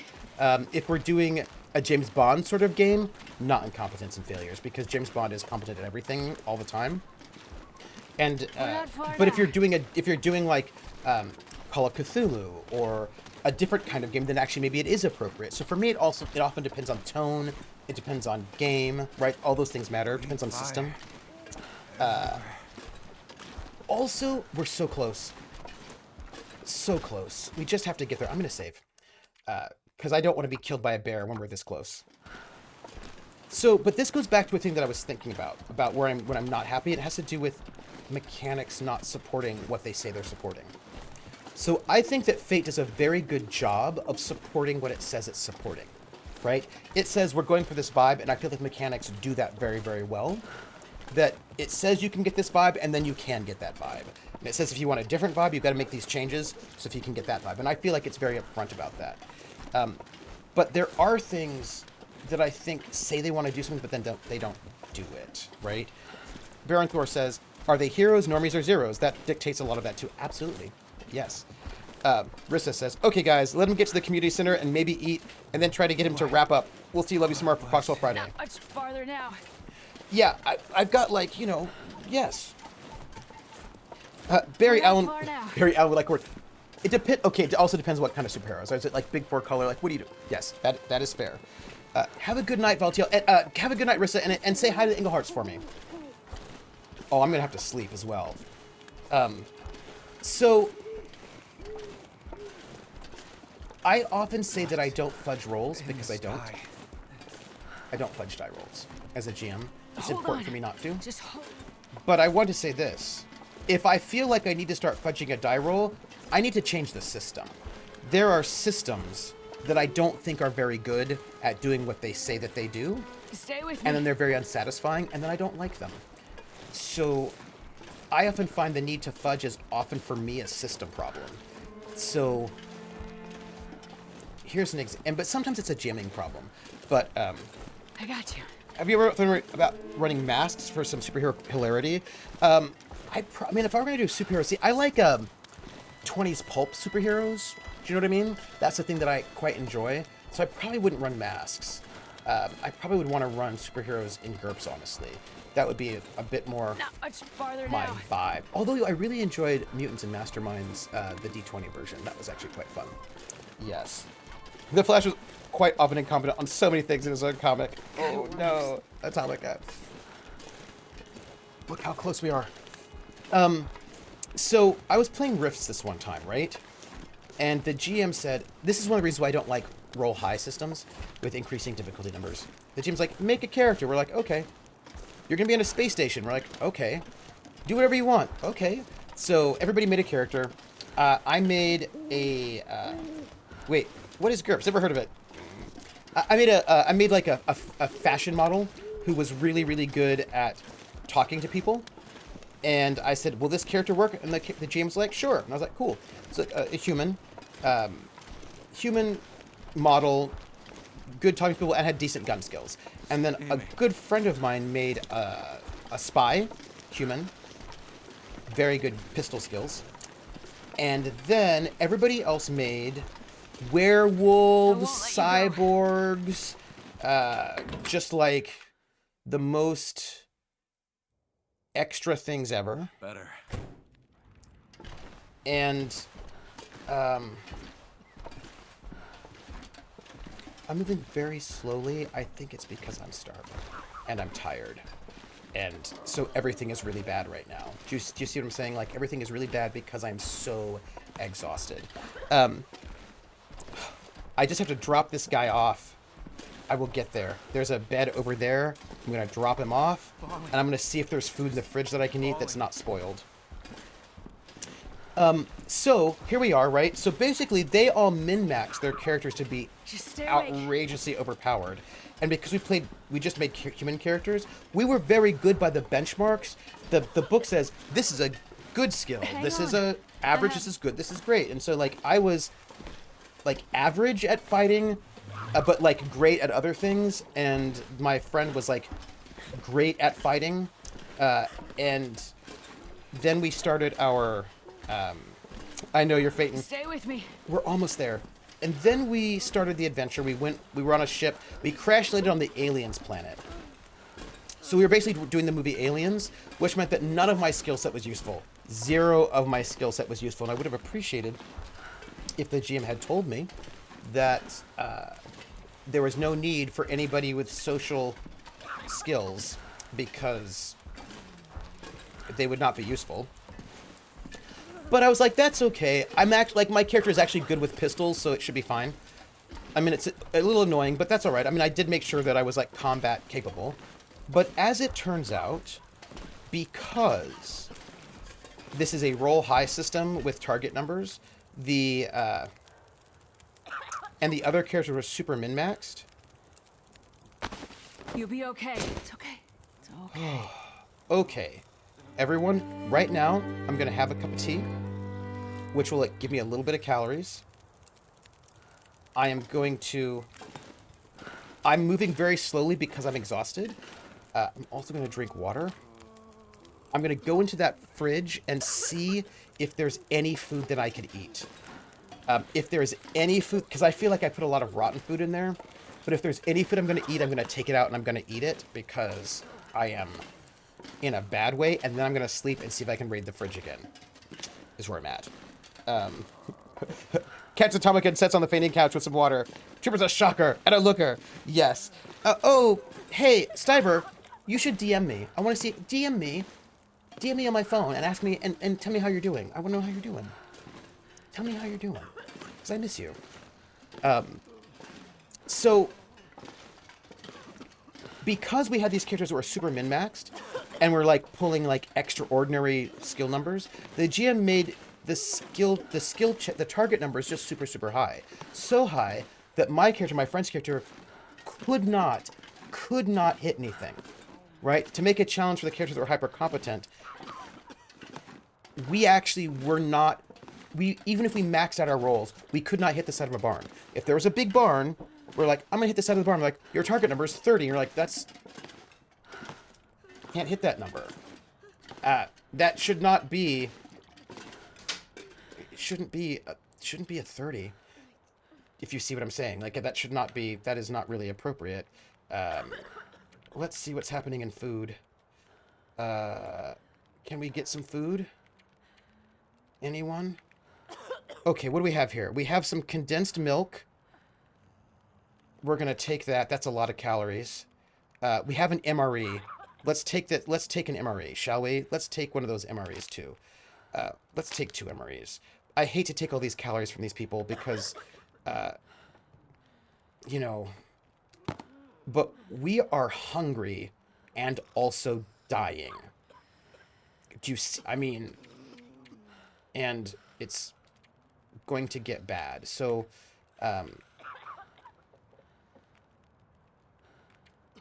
but I think we can maybe put,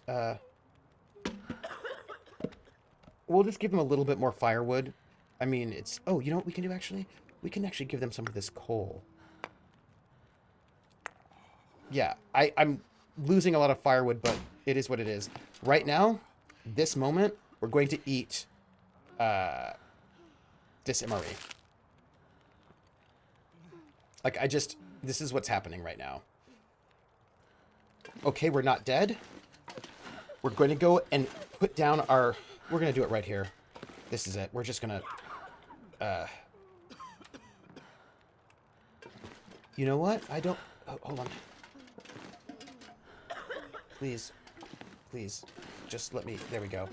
There's a knife there, and that knife is getting in the way, so we can't actually... I have to pick it up. Oh my gosh, everybody. Oh my goodness. Oh gosh, we are still actually exhausted. I'm going to pick up this hunting knife, by the way. I'm going to drink more water, and then I'm going to sleep for a few more hours, because, there. How are we doing? How are we doing? Okay. All right. Not bad. Not bad. Oops, that's not what I meant to do. Sorry. Oops. I meant to just pick it up. I pressed the wrong button.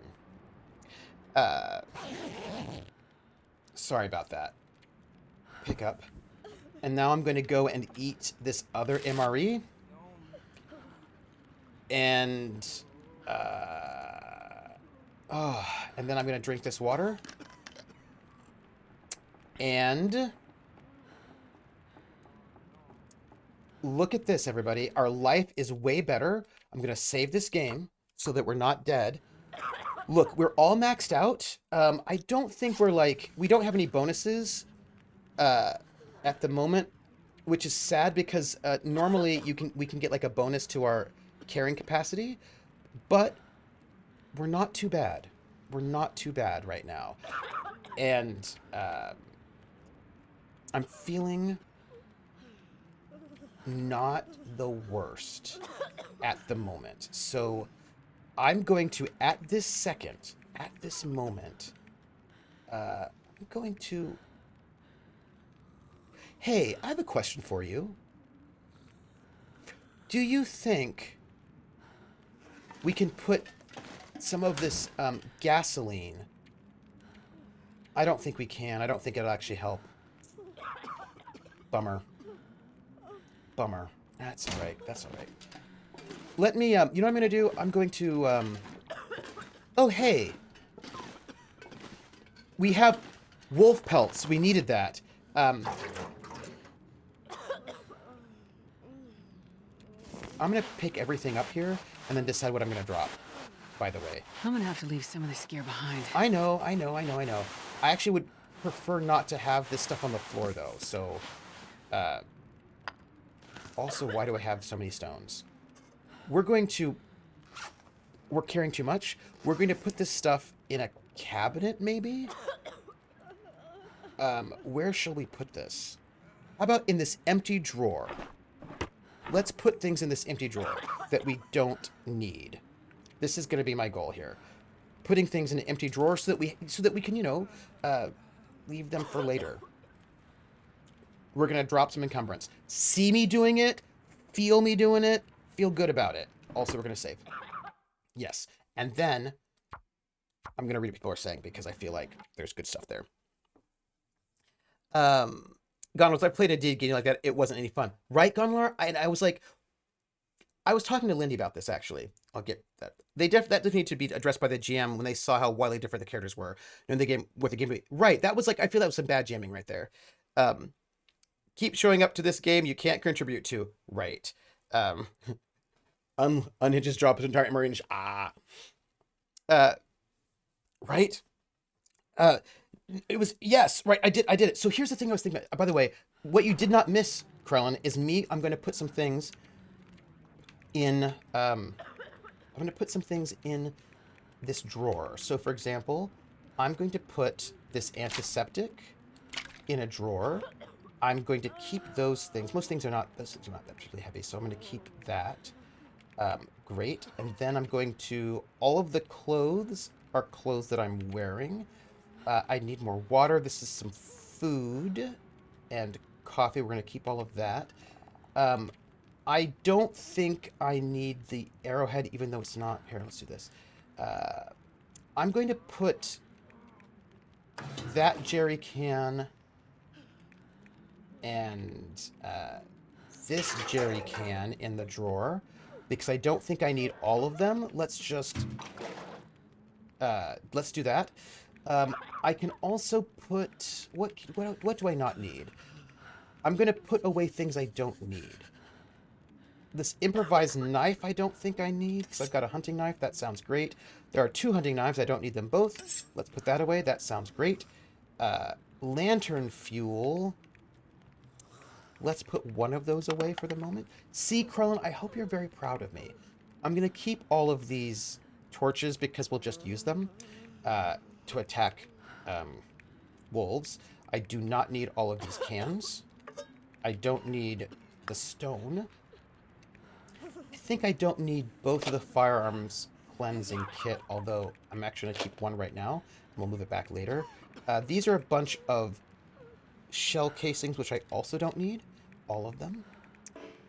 At the moment. That looks great. See, I hope you're proud of me, right? I was for caring for jerry cans. Jerry can handles are made so you can carry 2 in each hand easily, right? Also, I just wish I could consolidate them into one jerry can. That feels like a little bit excessive. I don't need all of this cloth. We're going to transfer 26 of them over.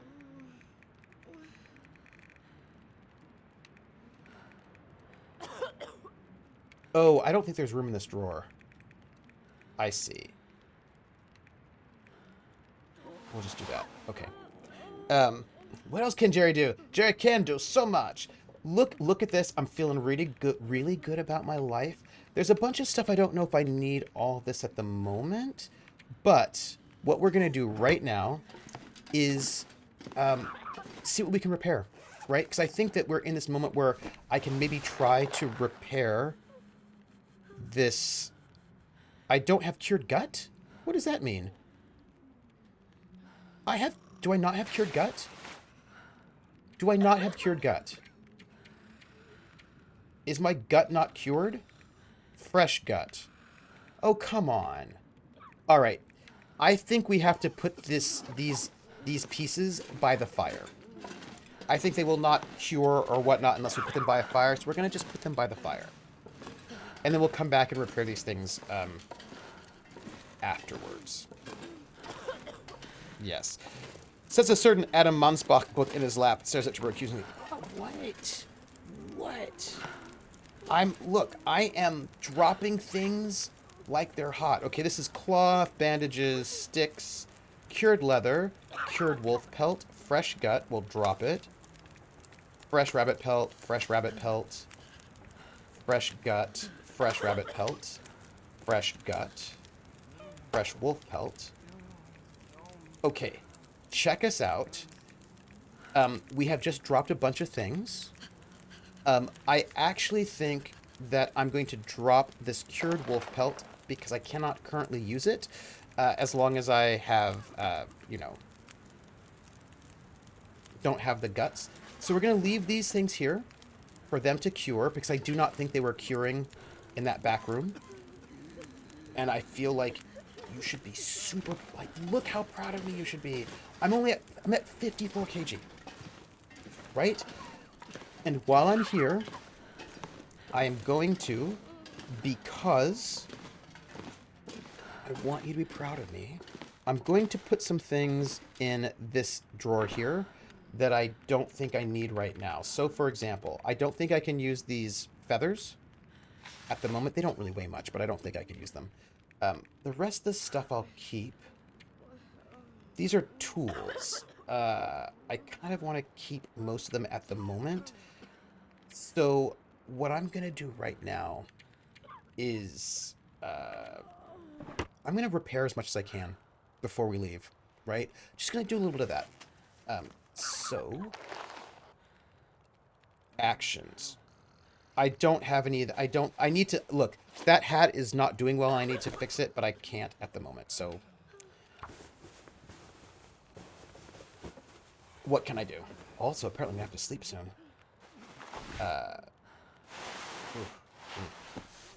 Yeah, so that I feel like is a bit of a problem when GMs, in wanting to create challenge for their players, end up bumping up the difficulty to the point where it stops being realistic, and I stop believing it, right? Because I think if you're, like Lindy was saying, if the character is really hyper competent in something, let them be competent in that thing. Like, it's okay for a character to be good at what they do. Do you know what I mean? And I actually, I actually agree with that. I think it's fine for a character to be good at what they do, and I think that always always downgrading their always making everything harder and harder, I don't actually think is yeah, I don't actually think that's the way to go. Do you know what I'm saying? Like, if somebody makes a character that is like hyper competent, I start feeling uncomfortable. I have no scrap metal. Okay. I start feeling like making everything more difficult than is. See, you know, look. It's like this. It's like this. I have never really liked. I liked Morrowind more than Oblivion because Morrowind did not scale the creatures to your level. It didn't make sense to me that a rat would all of a sudden, because you're level 20, would also be level 20. I didn't like that. I wanted my I want my things to. Oh, it's dark. Okay. It's dark. I'm gonna have to have this person go to sleep. It's just a thing. Do you see what I'm saying? Like if the person is like supposed to be the most badass person in the entire universe at this thing, then they should probably be the most badass person in the entire universe at that thing. And I don't think that everybody they meet should then be way better. I feel like that's not great. Those are my feelings on that. Yeah, those are my feelings on that. Can I? I don't actually know if I can sleep out here. And, well, maybe here?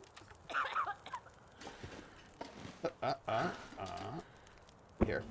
We're gonna just sleep. We're not particularly tired, but we'll sleep anyway. Fine.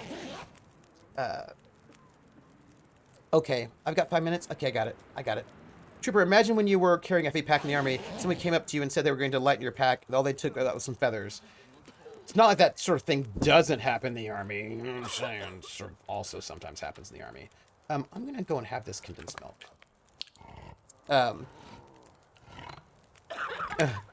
Just his glasses cracked his book. Okay. In my experience, a lot of games fail on setting difficulty. Absolutely. It's not, this is how difficult is for you. Difficult is independent. Well, the tricky thing about that, Sea Spider, is that there are games where that is actually explicitly not the case. A lot of narrativist games tell you that you should make the difficulty based on the character's skill, not external reality, right? That actually is, it is recommended, right? So, like, in Fate, you can do it either way, although most people forget that you can do it either way. But you can. In Fate, for example, they say, you should decide the difficulty based, or like, what is it? Base Fate will say things like,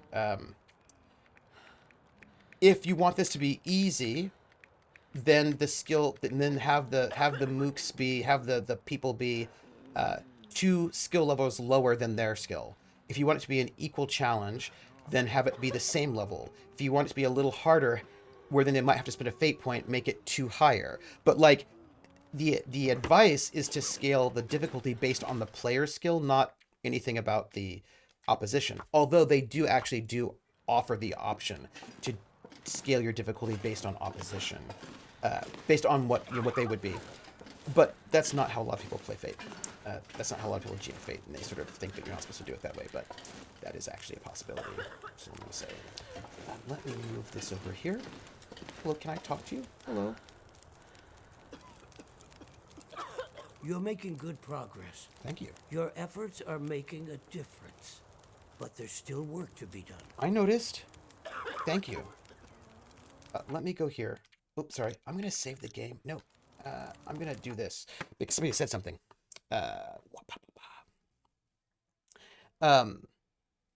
Your kidder is stronger, so the guards are better fighters. Yeah. And cats nestle close to the kittens, and lambs live down with the sheep. You're cozy and warm in your bed, and my dear, please go the fuck to sleep. The winds are dark, and the town child and whales huddle down in the deep. Oh, we'll do this. I'll read you one very last book if you swear you'll go the fuck to sleep. 2-minute warning.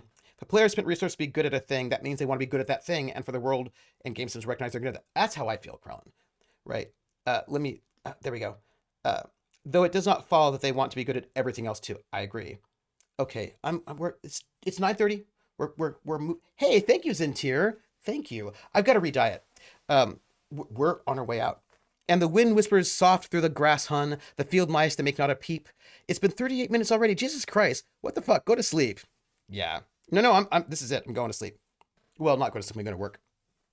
The eagles soar through the sky, are at rest, and the creatures who crawl, run, and creep. I know you're not thirsty. That's bullshit. Stop lying. Lie the fuck down, my darling, and sleep. Yes.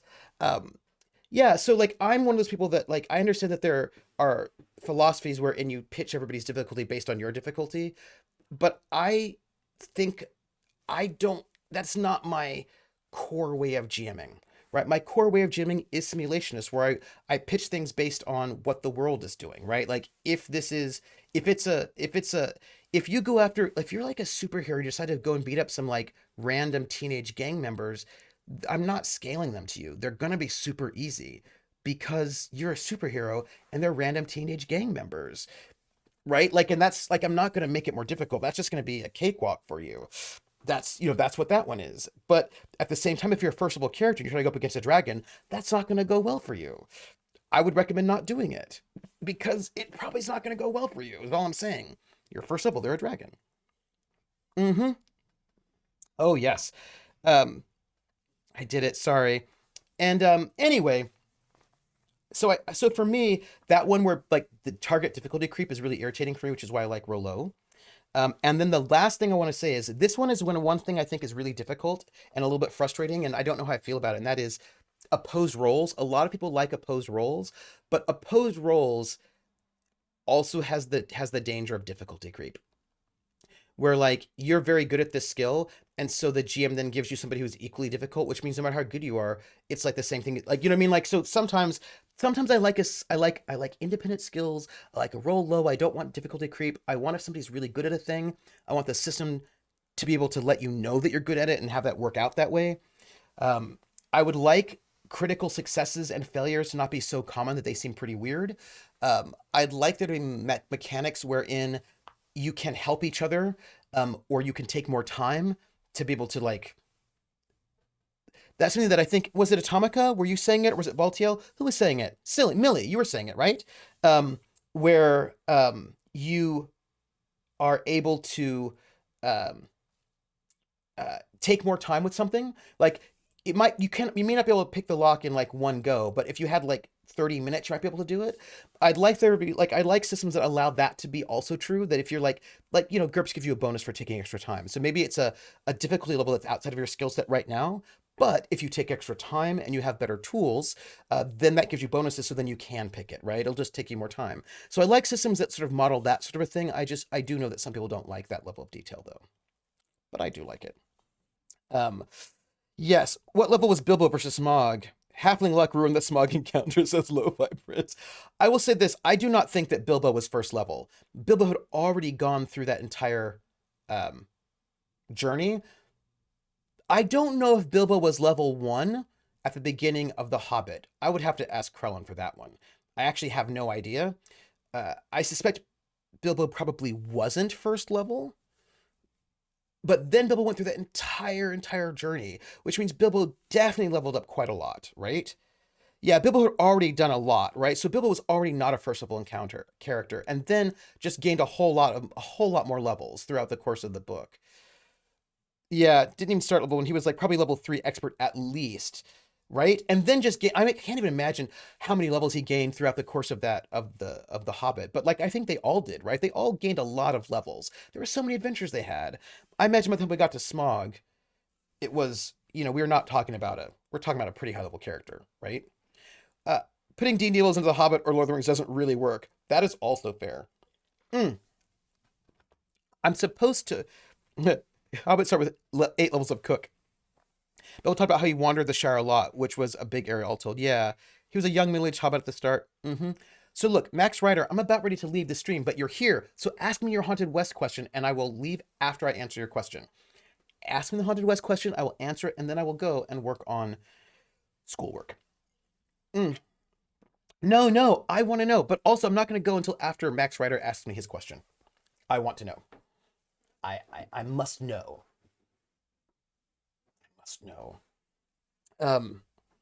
And I wouldn't put D&D levels like 100% in there, just like kind of like a sort of sense of gauge.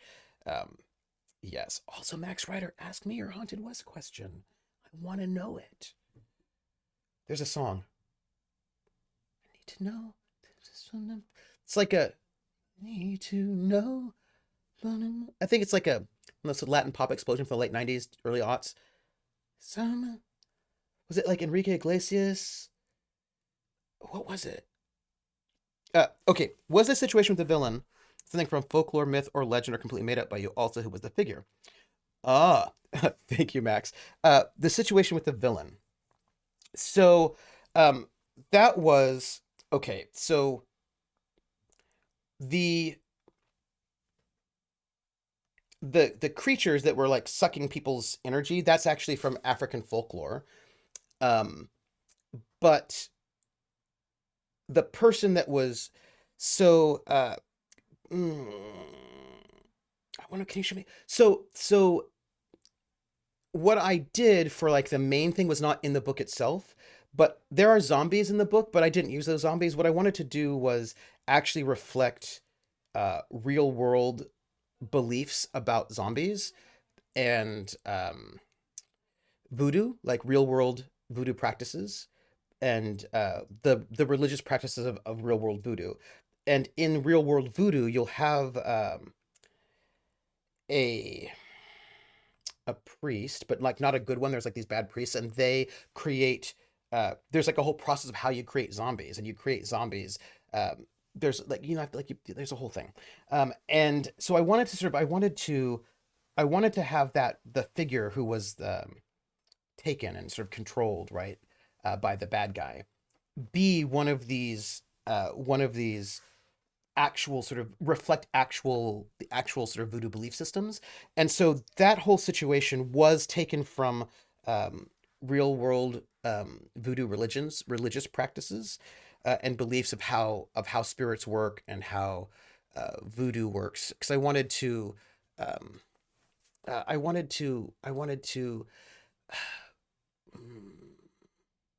so it's basically like basically voodoo and Santeria. But the reason why I think it was important was because we often have the way in which we describe zombies has nothing to do with the actual religion. It's like a kind of like a weird bastardization of it. And I think that the actual religious beliefs around zombies are really interesting. And I thought that was kind of cool. And I wanted to incorporate real world understandings of the zombie, not the kind of the Hollywood version. But what's really interesting to me is that Honey and Dice actually, I didn't know this, but Honey and Dice actually knows those things because she's from Louisiana. So she knows them because if you grow up there, you know that what the stories are. And so she was actually very thankful to me. She said, thank you that I actually didn't do the weird Hollywood version that has nothing to do with like the actual police. I actually sort of gave it a bit of respect, right? So that was a mix of Haitian voodoo beliefs, African folklore,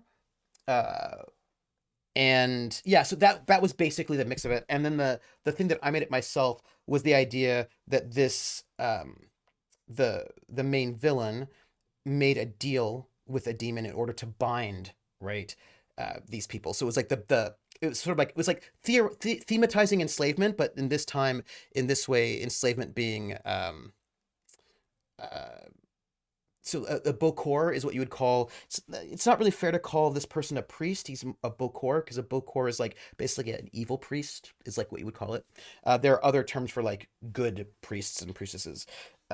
But since voodoo is really about enslavement, not voodoo, but zombies. Like zombies are about enslavement, but like spiritual enslavement, like post life enslavement. It's like if you think about zombie, the way people think about zombies, right? So voodoo comes from the Yoruba religion, and what you're thinking about is that um, people are enslaved, right? Because people were enslaved, and then the Bokor, who's like does black magic, enslaves you after your death. So even in death, you cannot leave enslavement, right? Like that's like the horror of the zombie. The horror of the zombie, because like what a zombie is within this thing is that, and there's actually some real world discussion about what zombies are in the real world. Um, yeah, and it's absolutely voodoo. Yeah. Um, Thank you. Yes, the dead going back to their graves. Yes, enslaving the spirit rather than the body. Absolutely. Oh yeah, really. Oh nice, Max. That's so cool.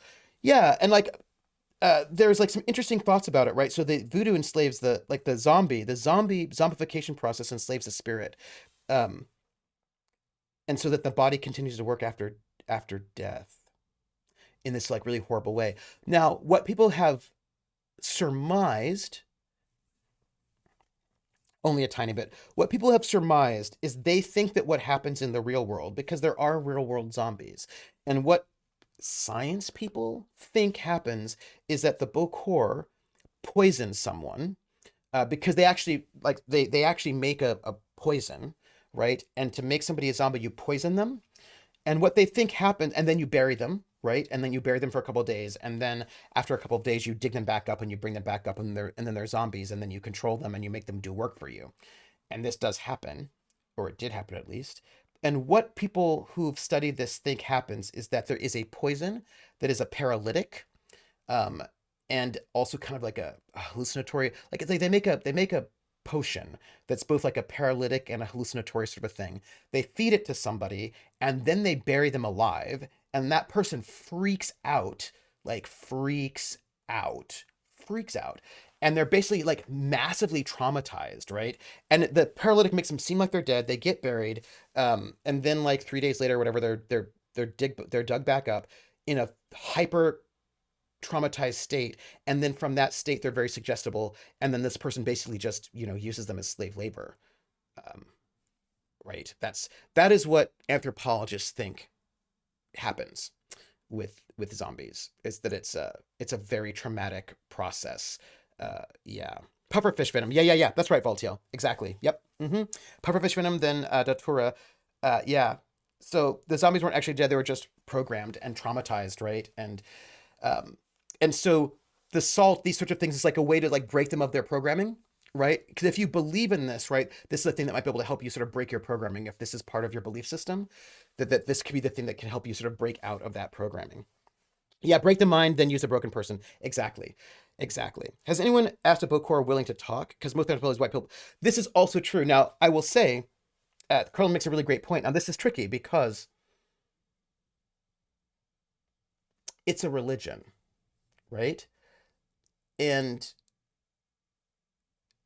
all religions have in it things that might be hard to believe if you are from the outside of that religion, right? You're like, I don't know if that's true. Um, right? There's faith healing and exorcism in Christianity. There's all sorts of things in all sorts of different religions. So what ends up happening is that people who are not members of the voodoo religion tend to think of it as being fake or silly or ridiculous, and they just don't believe it. And like a lot of the anthropologists although I actually knew an anthropologist who actually became a voodoo priestess, and she writes about it really differently. It was like very interesting. But a lot of people like sort of look at voodoo as if it's bogus when they would not look at Christianity that way. And so there's a bit of a kind of a trickiness about explaining religious faith-based practices, and which is funny because it reminds me of where's my time? Okay, good. One of my colleagues, he does Sufi music, so he talks about like Sufi healing practices and trance practices, and also Stambeli. And he goes to these healing rituals, right, where they play music and people go into a trance for healing purposes. And people always ask, well, like, yeah, but that's like because the playing the music will call the spirit down, and the spirit will then possess the person's body, and then they dance and they sort of cure their illnesses, right? Well, they heal. They heal their illnesses through this process. And people always like, yeah, but that clearly doesn't work though, right? Like you don't really call spirits down through playing music, and they don't really take in your body, and they don't really heal you, right? I mean, that's clearly bogus. Um, and somebody asked that question actually in at the end of his talk just today. Today was the talk? Was today the talk? I don't even know what's happening in my life anymore. Was today the talk? No. Yesterday was my colleague's talk. Tomorrow's a different talk. And somebody asked, like, well, but this clearly isn't real, blah, blah, blah, blah, right? It's a fake religion, blah, blah, blah. And what he said was, there's a lot of competition amongst these healing musical groups. There are a lot of different musical groups, and they have a lot of competition. If they didn't work, people would not pay them, right? Because people are like, oh, that band doesn't work, but this one does. People go through these processes of healing, and they are healed. It's not always the same kind of healing, but it's a lot of like illness management, I suppose, in various ways. But anyway, the point being that this practice continues to work for people who are in this tradition, and they have a sense of some bands who are better than others, and some groups that are able to do this, and some that aren't. And they talk about the ways in which it keeps persisting, even with younger people. That younger people will go to like the Western hospital first, and then nothing will cure their thing. Then they'll go to these things, and it'll work out. So you're like, well, I don't know what to tell you, but that's what's happening. So there you go, right? So, but I do note that we do tend to, like, when somebody says, if somebody is of a religion that is normalized for our culture, we don't tend to think the things that they say about their religion are weird. We're like, oh, okay, yeah, of course there's this, and of course there's that. But when it's somebody else's religion, then people sometimes get weird about it. In my game, they were actually dead. Yes, most of them were. Some of them were most of them were dead. Yes. It was because that's part of because them being dead is how they are seen in the voodoo religion, right? So I didn't want them to be not dead. I wanted them to be dead because that's how they're seen within that religion. It was touched on in an old movie, The Serpent and the Rainbow. Yes, it was. One last minute question. Have you eaten dinner? I did eat dinner. I'm probably going to eat again later, but I'm good for now. I look at Christianity as bogus, except it does work. The placebo effect works even if you know it's a placebo. Anyone who has dealt with spiritual warfare would know how real this is, right? Exactly, right? So these are things that we have to I just feel like it's important to be aware, right, of that this is reality for a lot of people, and that's what it is, right?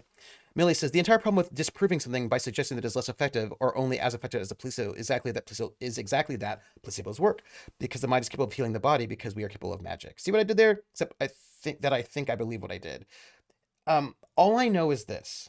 People have died because they believed they would die. Right? There have been stories of people who were cursed by medicine men who come from a culture where that is their culture, and then they died.